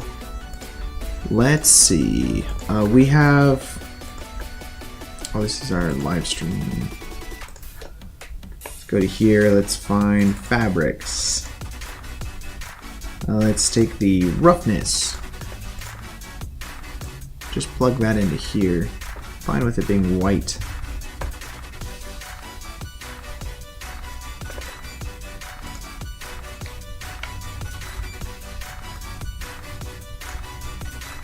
Kind of see what we're working with here.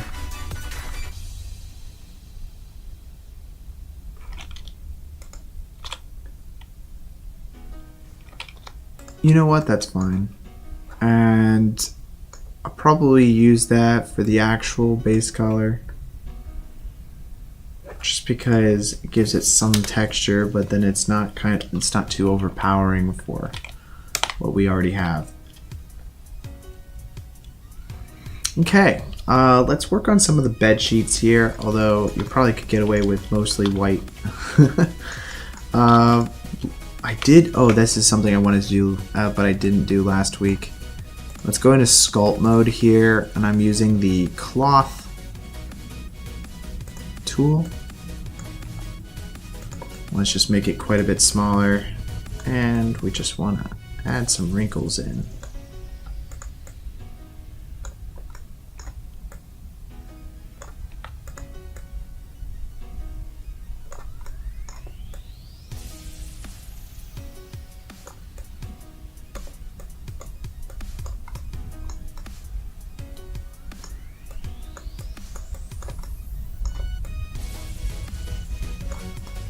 Just kind of make them look more like pillow covers. Okay, object mode and swap over to this one. I know that there's a shortcut, but I forgot what it was, so.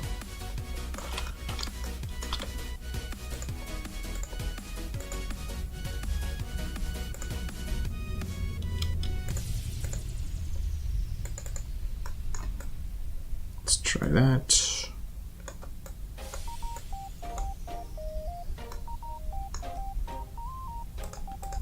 Should work. Cool. We'll shade smooth that, and then we can shade smooth that, and now we got ourselves 2 decently used pillows.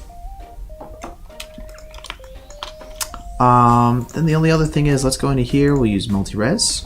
Subdivide, subdivide. And then we'll go into sculpt mode. I just want the edges here also. Whoop.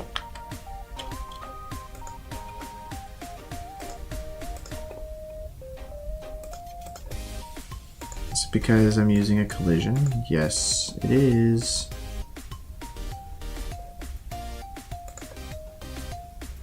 I think we could probably turn off collision at this point.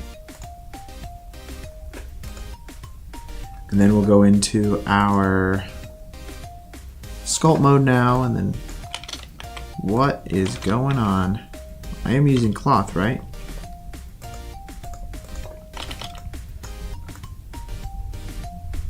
Probably get away with not doing it, but it's a little annoying.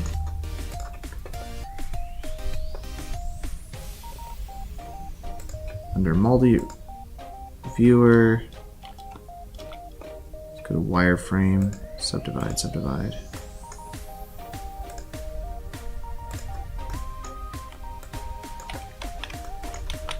Why object not? Wait, what?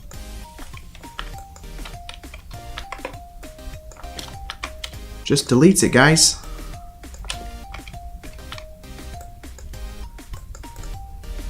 That's fine, we can create our custom wrinkles this way.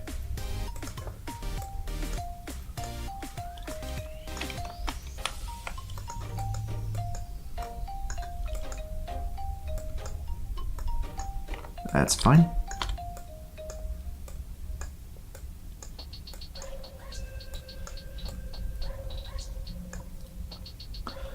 Gotta use the deflate tool over here. Don't want it to clip.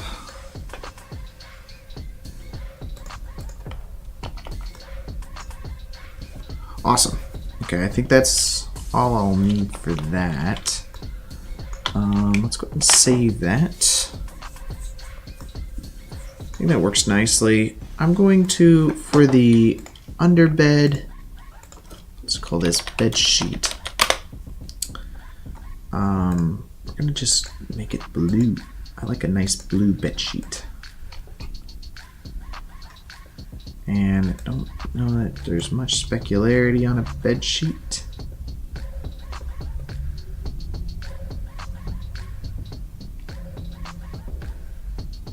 Maybe less saturation a little bit.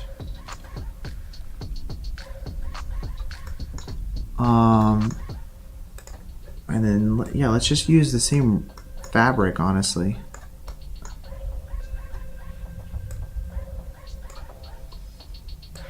Plug that into our roughness.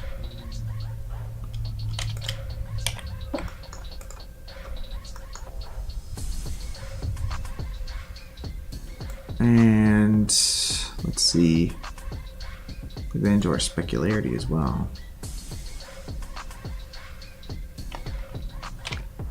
Hit the save button for that.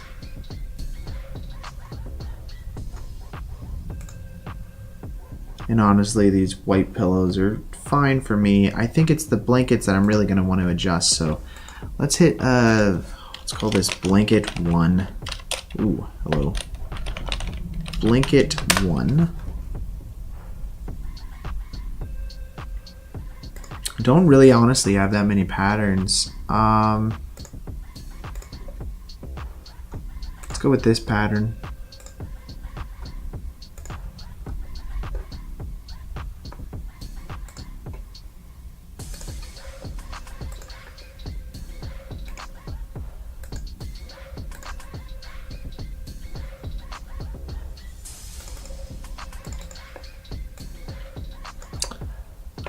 Yeah, if that was my one complaint about using Polyhaven for their textures, is that they don't really have that many, honestly. Oh, which one is this one? Roughness. Would be nice if they had a little bit more. Use normal map, plug that into that.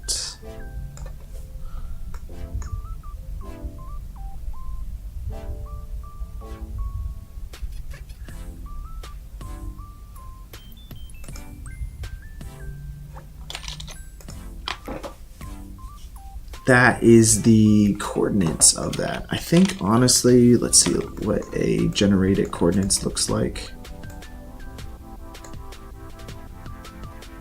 Okay, that kind of works. And then if I adjust the value of it,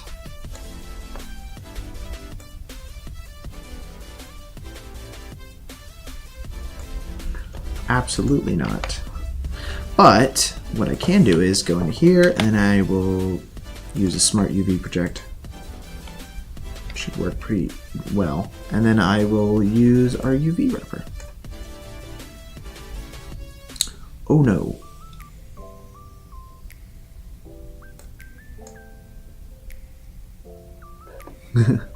We're gonna try that again. Probably should have done this before I did the whole sculpting part, because now it's gonna be a little different. Pull active quads maybe.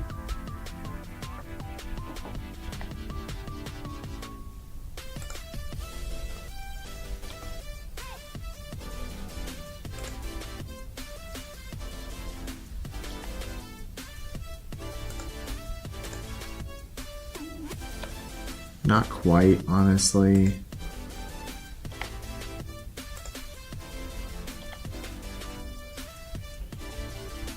The only thing I could think of is if I do a seam, which is like right here, and I say you mark as seam, then I do the same thing over here and I say you mark as seam. Will it work now? No.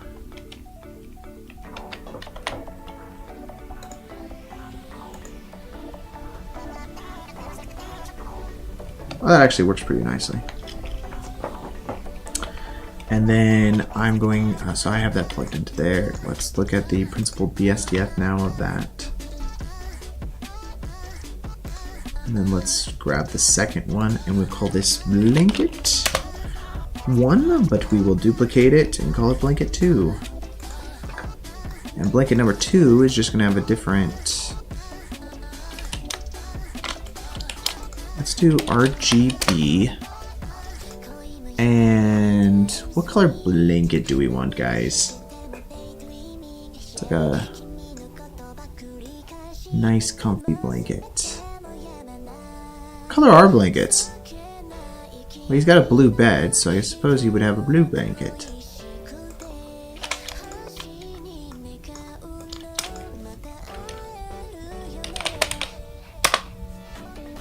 We're gonna go for the color ramp again, guys.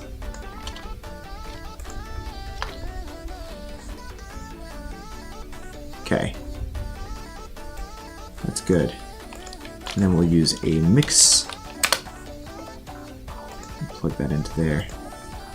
It's going to be a color mix from the original, whoops, to this new one, using this as a matte.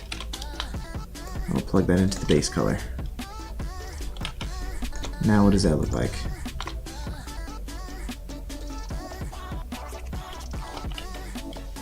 Cool. And then the only thing I guess I didn't do is I've got to plug all of that into the vectors, so that way they all have the same vector coordinating. Make sure we do that on both blankets.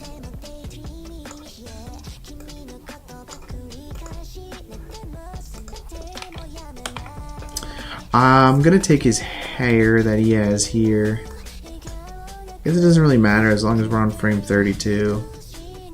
I just didn't want to have to worry about simulating it ever again. But, okay, great. Let's hit the save button there. Let's go look at our photo, our reference. Probably want to have some pictures in the picture frame, right? Something. Some kind of picture in the picture frame. How are we going to generate pictures for the picture frame?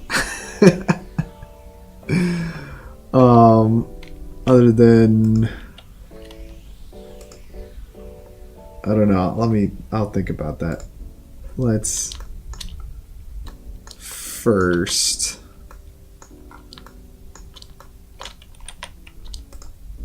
do this.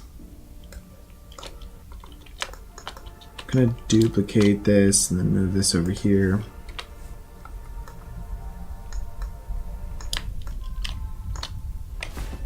Actually, I have one on the ground.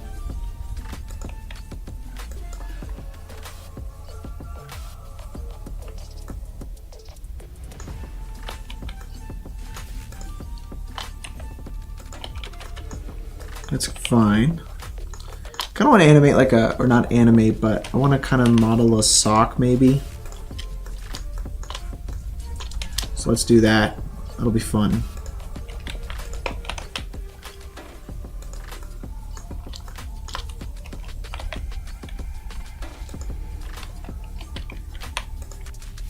I feel like if we do it this way, it'll be the easiest. There we go, guys. It's a sock.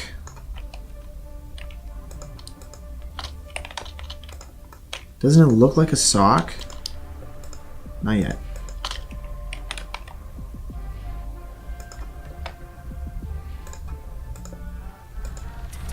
The first ever thing I ever modeled in Blender was a shoe. Fun fact.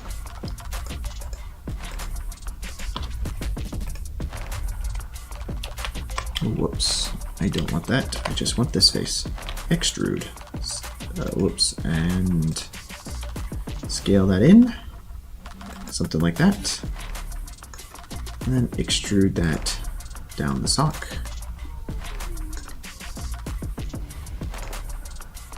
Just kind of creating an interior. Shade smooth that. Depending on how animated looking or cartoony we want this sock to look, we can just add an edge loop in, I suppose. I don't know, maybe something like that could, I don't know.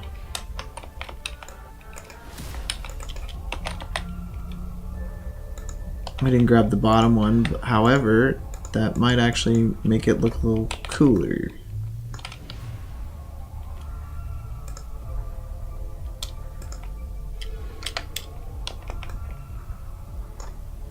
Now the only thing is we want to make sure the sock isn't too big.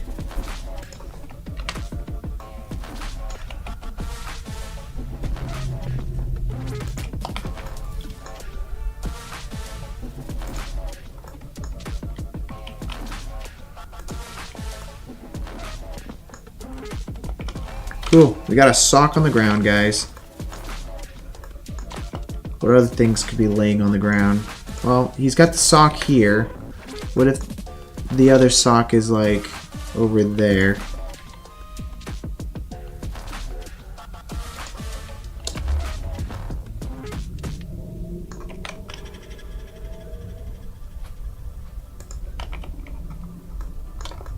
He's got his socks. Let's see. It's fine that there's not really a texture on it because they're just white socks. Although, yeah, they're just white socks. Maybe just add like a tiny tint of yellow to them.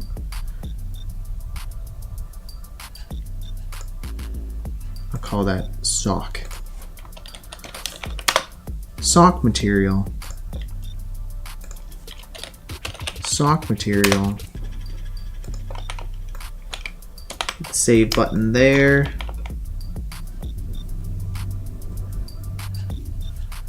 Let's see. Let's add a UV sphere. Add that back there. Where are you at?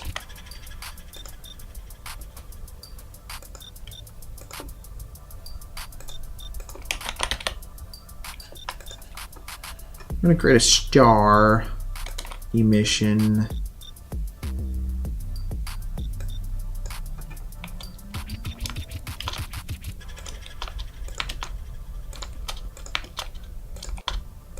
Just manually kind of copying stars all over the place. You guys can use like a noise texture to do this if you want. I'm just trying to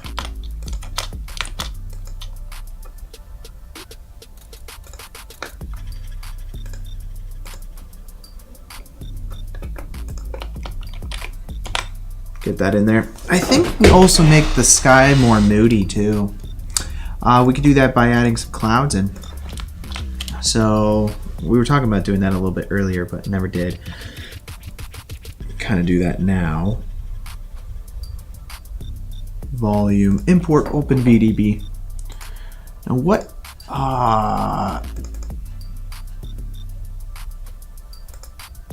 Honestly, we're gonna go through a couple of these because I know that I downloaded some stuff on one of the days, but I don't remember what day it was.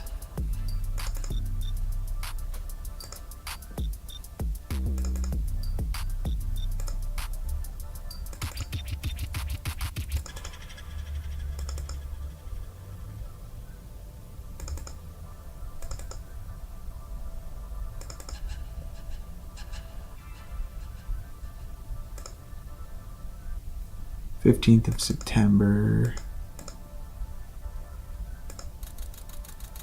8th of September. There we go. Clouds. Ladies and gentlemen, clouds.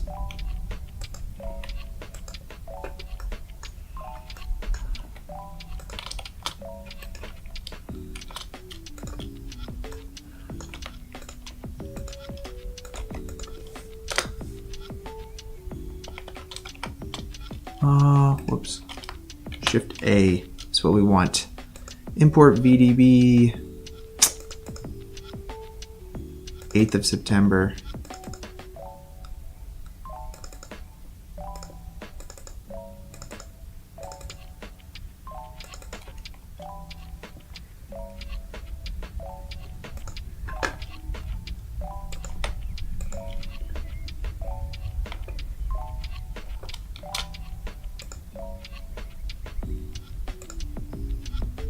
Why is it not bookmarking it? It's really annoying. Fix material, textures, VDB clouds, boom. Just create a bookmark myself, I guess. I don't know why it wasn't automatically doing it. It should have been. Import VDB. Now I should have it right here.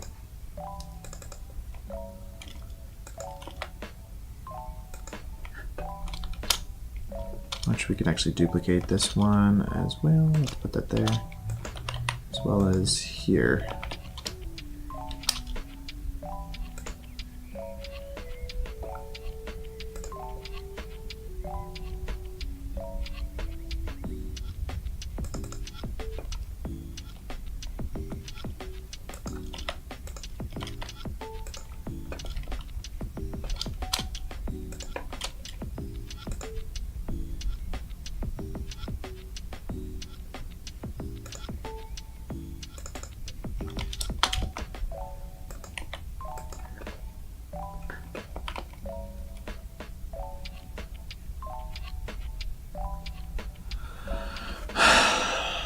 To be moody, but not too moody. And we want to be able to see through the clouds, so I'm going to create a new material here, and it's going to be a scatter material.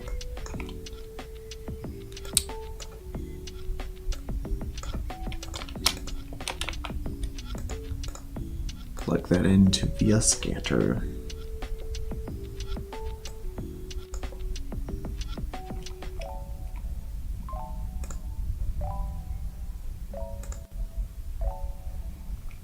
Call this cloud, I guess.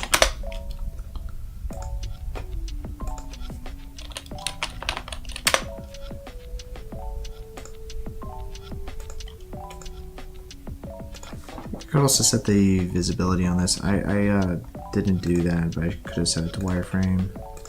Just makes it a little easier for us to see what we're doing.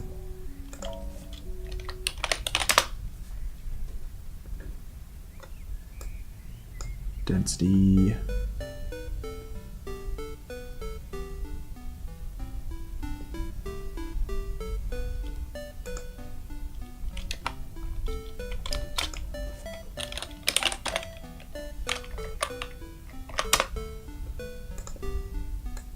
Plug that directly into our volume.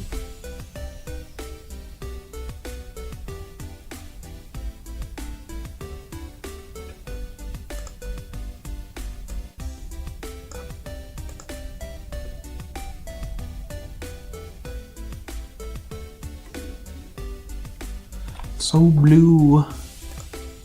Smooth saturation almost completely from it.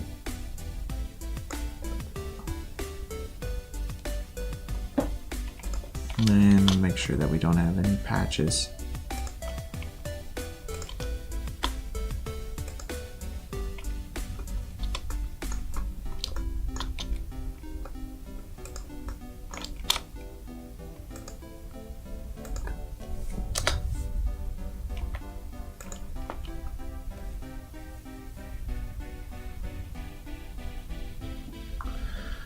Let's see what that looks like right now. Kind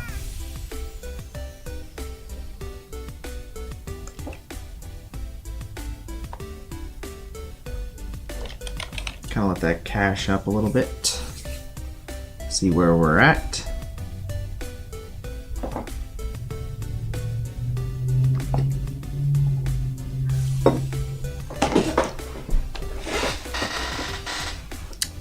this interior light we have on the bed. Might want to go more of like a blue, just to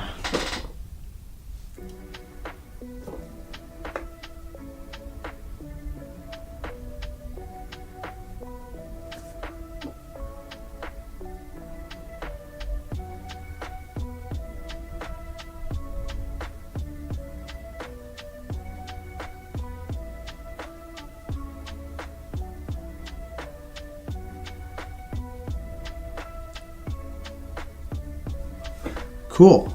All right. Let's see. I'm gonna just, for added detail, right now, I'm going to duplicate some socks around here.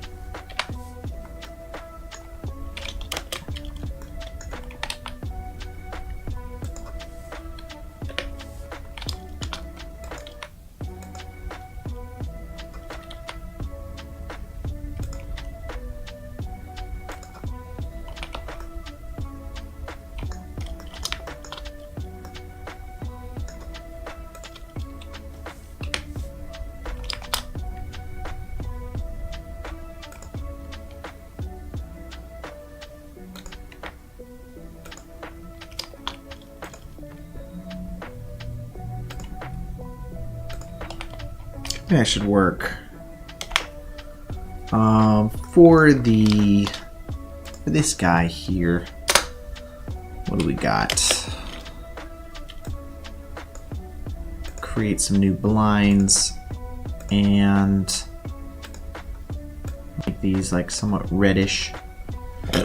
Excuse me. Let's see.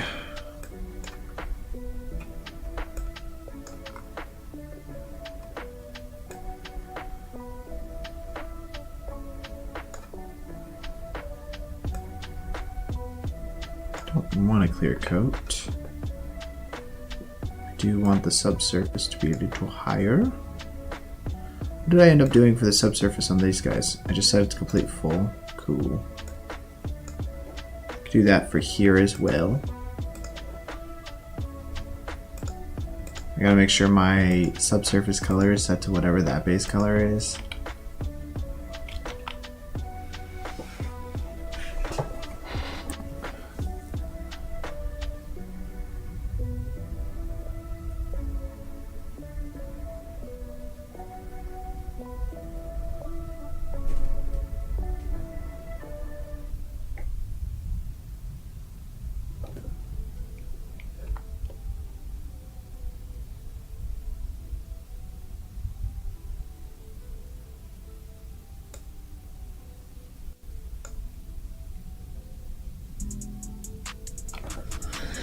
Let's see. Easy way to adjust that color also will be to grab a RGB value.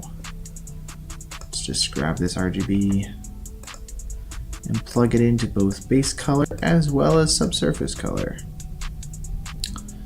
And then that'll allow us to make our adjustments in here.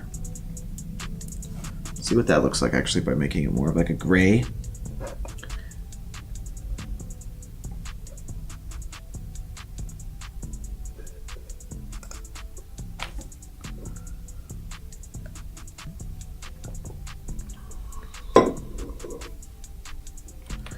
The other thing is, we'll want to, let's click on the back of our kid's head here. Let's go ahead and add in a, while selecting our camera, we'll add in an empty. Just set that to right there. And we can call this empty focus. And if we select our camera, I realize you guys can't really see what I'm doing right now. I can set the, let's turn off background images, and let's turn on depth of field and set this to focus, and set this to like 1 point nothing. if I go to here and we turn on depth of field, you can actually see what we're doing.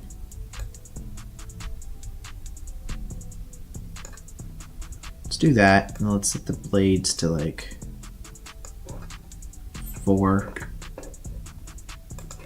or 6, I think would be nice.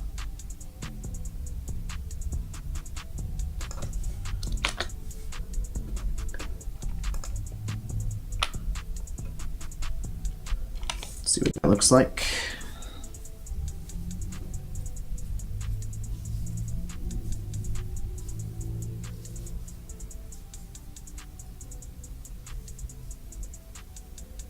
I added quite a bit of lens distortion in here, so, you know, it's not, or sorry, not lens distortion, but I added quite a bit of depth of field in here, so that way we'll be more focused on the kid and not necessarily out the window or any of that.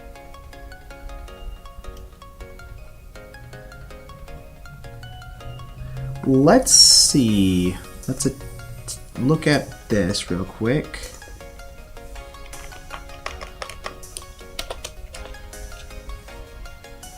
Let's try one more time to get ourselves what we want with the fog.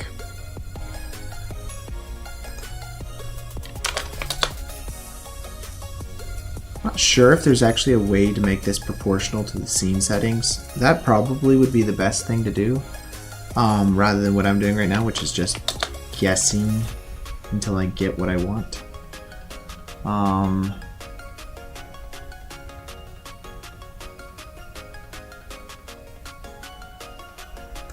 0.01, 0.005.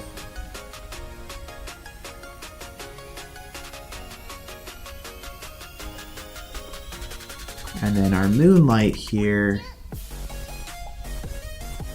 let's make sure that this is affecting the, yeah, it is affecting volume scatter, so that's good.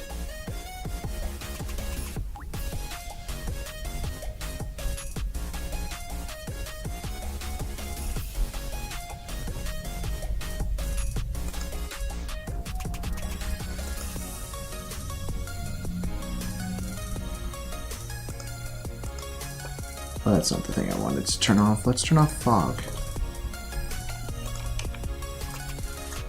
Let's just do that, and then let's actually add in a cube here. Kind of want to just scale that up. Let's just make this the side of the room. This might actually be the easier solution.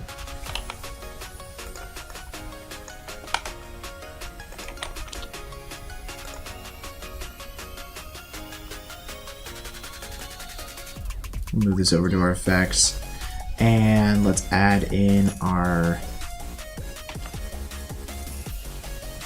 what did I call it? I don't think I called it anything, so we'll just make a new one.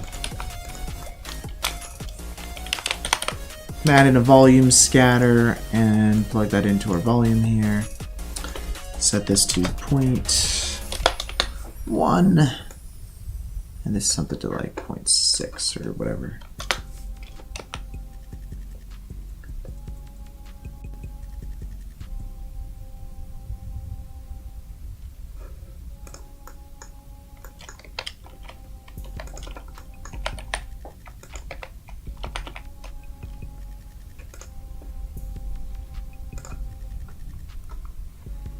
Let's just make sure this is set to wireframe. Okay. This is going to make everything super foggy.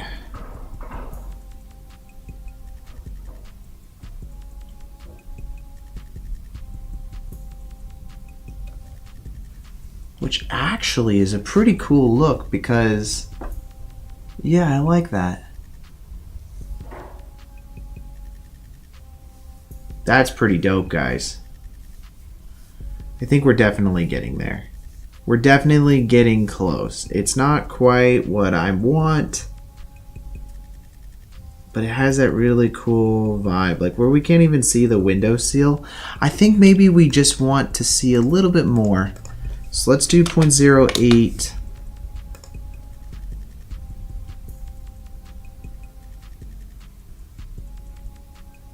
Less dense. Less density.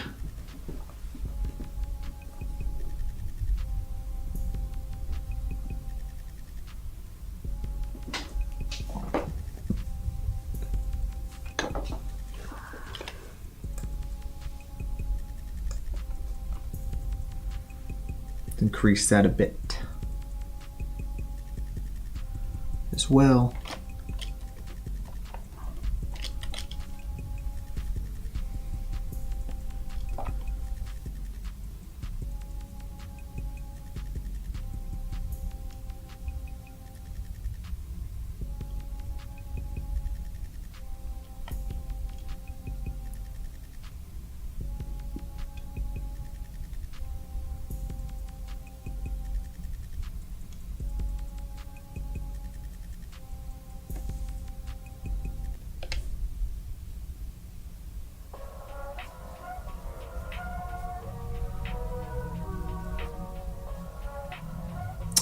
I might add hands in now that we can see a little bit more than just a silhouette.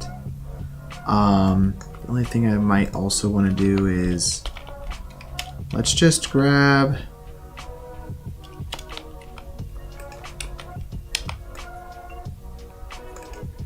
this whole section here. I'm just going to bring that up.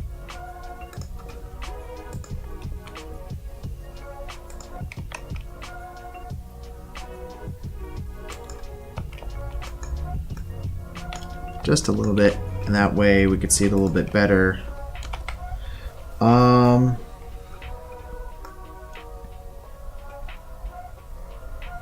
Okay, yeah, I think that works for me. We're going to go ahead and let's just add some hands in real quick, and then I think we can try rendering out a preview of this, compositing it while the full res is rendering.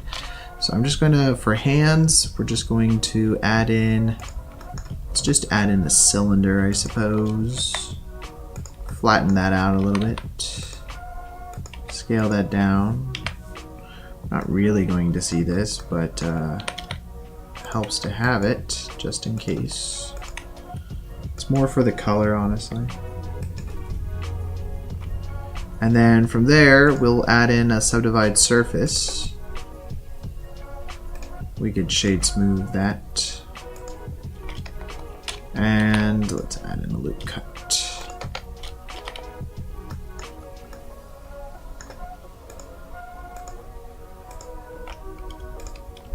Let's see.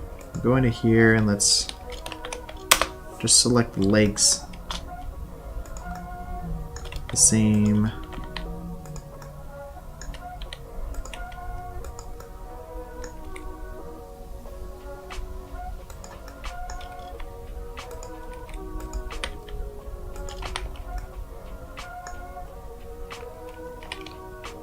Cool.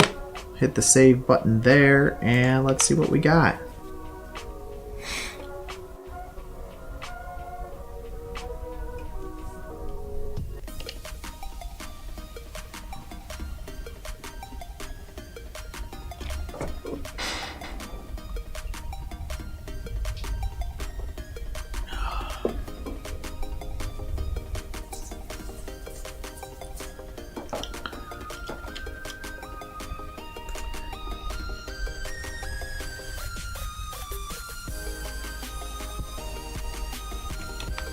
I think also, let's go ahead and select our carpet that we have, that we did. I'm going to go back to our fabrics that we had, and let's find that dirty carpet. I like this. Oh, it's coming soon, it's not available. Okay, that's fine. Let's see, for here, let's go to passes, and then we'll enable crypto mats for materials and objects. And that's set to EXR. Let's render out a 25% resolution version of this.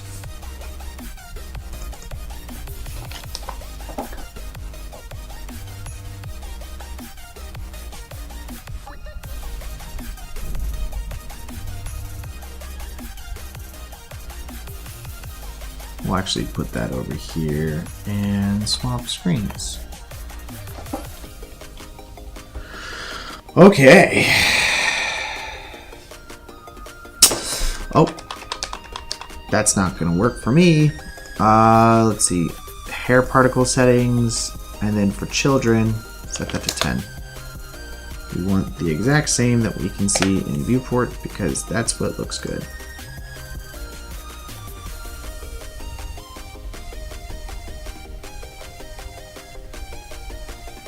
Cool. And that's rendering out now. That'll be done here in a few minutes. Let's go ahead and open up Nuke.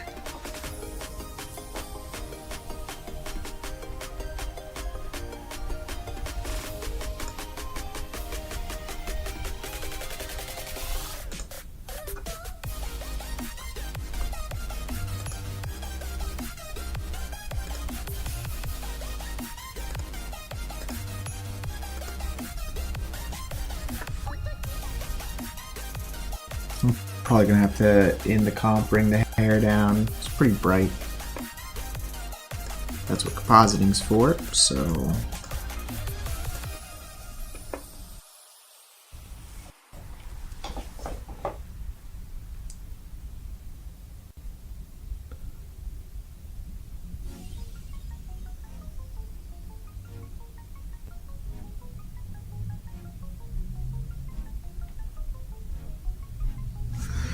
That's rendering out right now.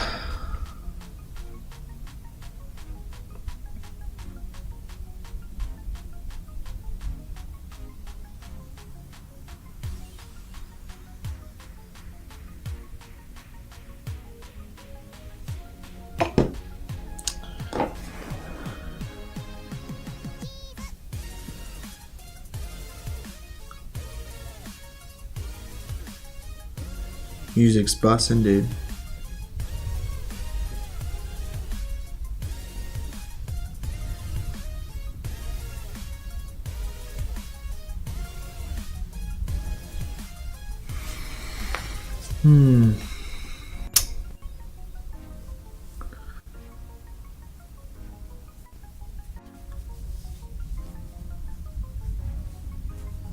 Oh, and we don't have anything in the picture frames either.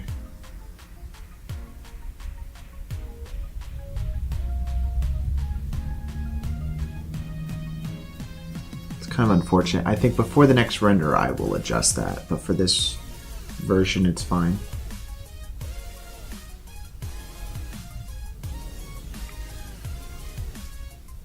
It's interesting, it's much darker in this preview here, or in this final render, than it was in the viewport.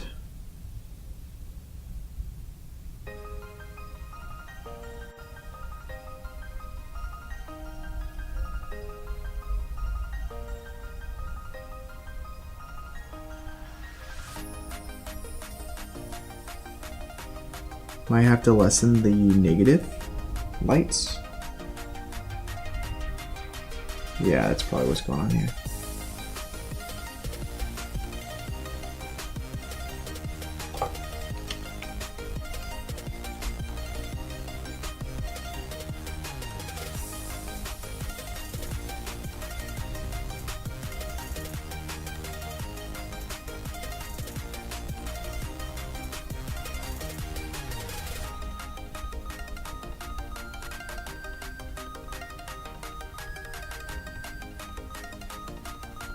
And that's the Blender render right there, guys. I'm not a fan. Is there something in the sky right there? What is that? There's something there.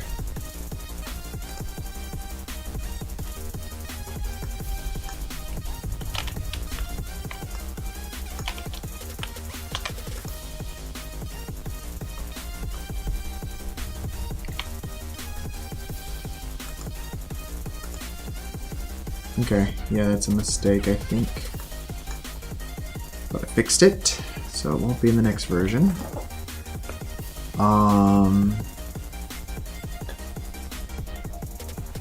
Yeah, the negative light is just very intense. It's hard because in this here, It's not like that at all. Let's do negative 25, maybe negative 10. And let's see, for these guys over here, let's do negative 25. I can always darken things more if I want to. Negative 25.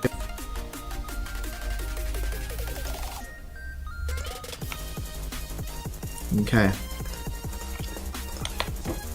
Let's go take a look at this, and I'll probably stop the stream because the render is going to take quite a while.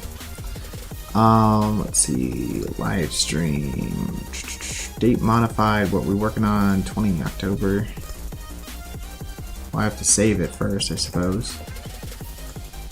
Image, save as, and then we'll go to here, create a new folder called material. And output. Let's call this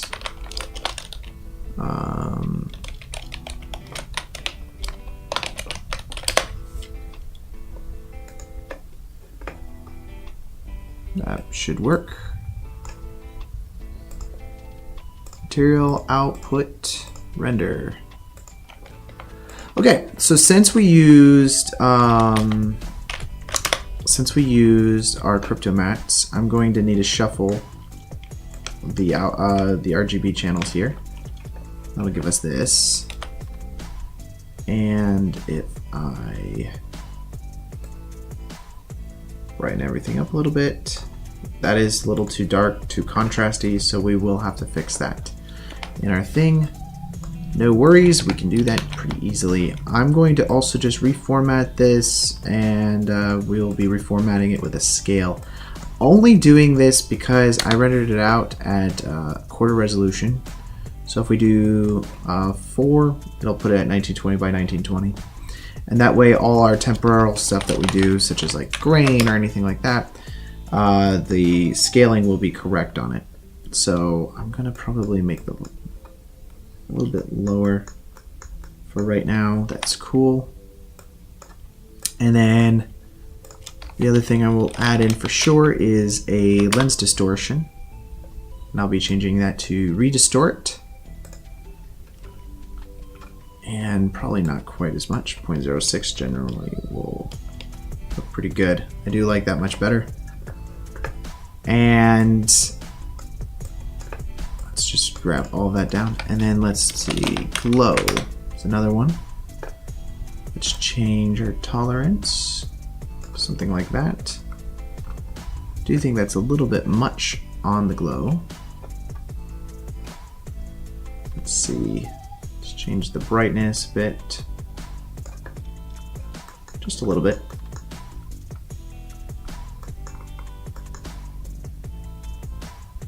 Adjust the size also.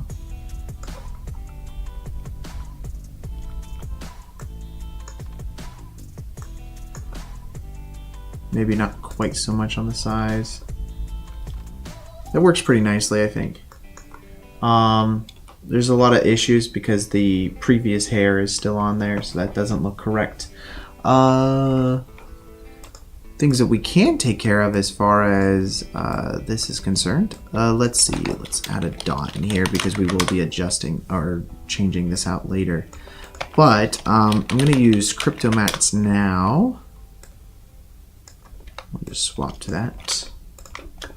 Again, low res, so it's low res. I think, let's see, clear.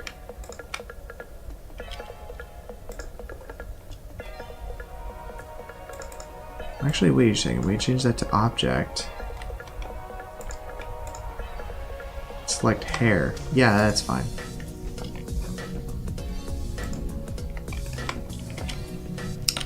Let's add a grade node into here, and we can use this crypto mat now to adjust just that specific section. So let's bring that down. I may need to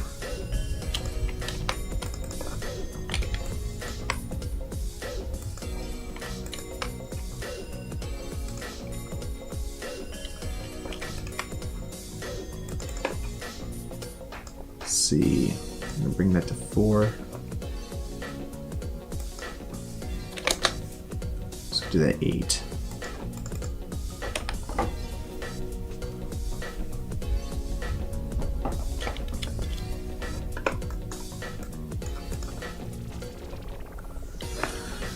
Okay, I'm gonna render out the full res of this, and then that way we can actually see what it's gonna look like. I will be uploading this to my Instagram, so if you want to see that, then go ahead and follow me on my Instagram. My Instagram is in the description of this video. It's at @ConnorThomas, and I'll be posting the full resolution version on there. As well as a time lapse of the last 2 weeks, and we'll be posting that up on, I think, Monday, so this coming Monday. But happy Halloween to all you guys, because I think Halloween is next week. So I'll be posting the video Monday, and then I will see you guys next Friday with a brand new image. This will not be a part 3, so thank you guys so much for watching. If you haven't already, please hit that like button and then make sure to subscribe. It really helps me out, and then you guys will be notified the next time we go live. Alrighty then. Thank you guys so much, and I will see you guys.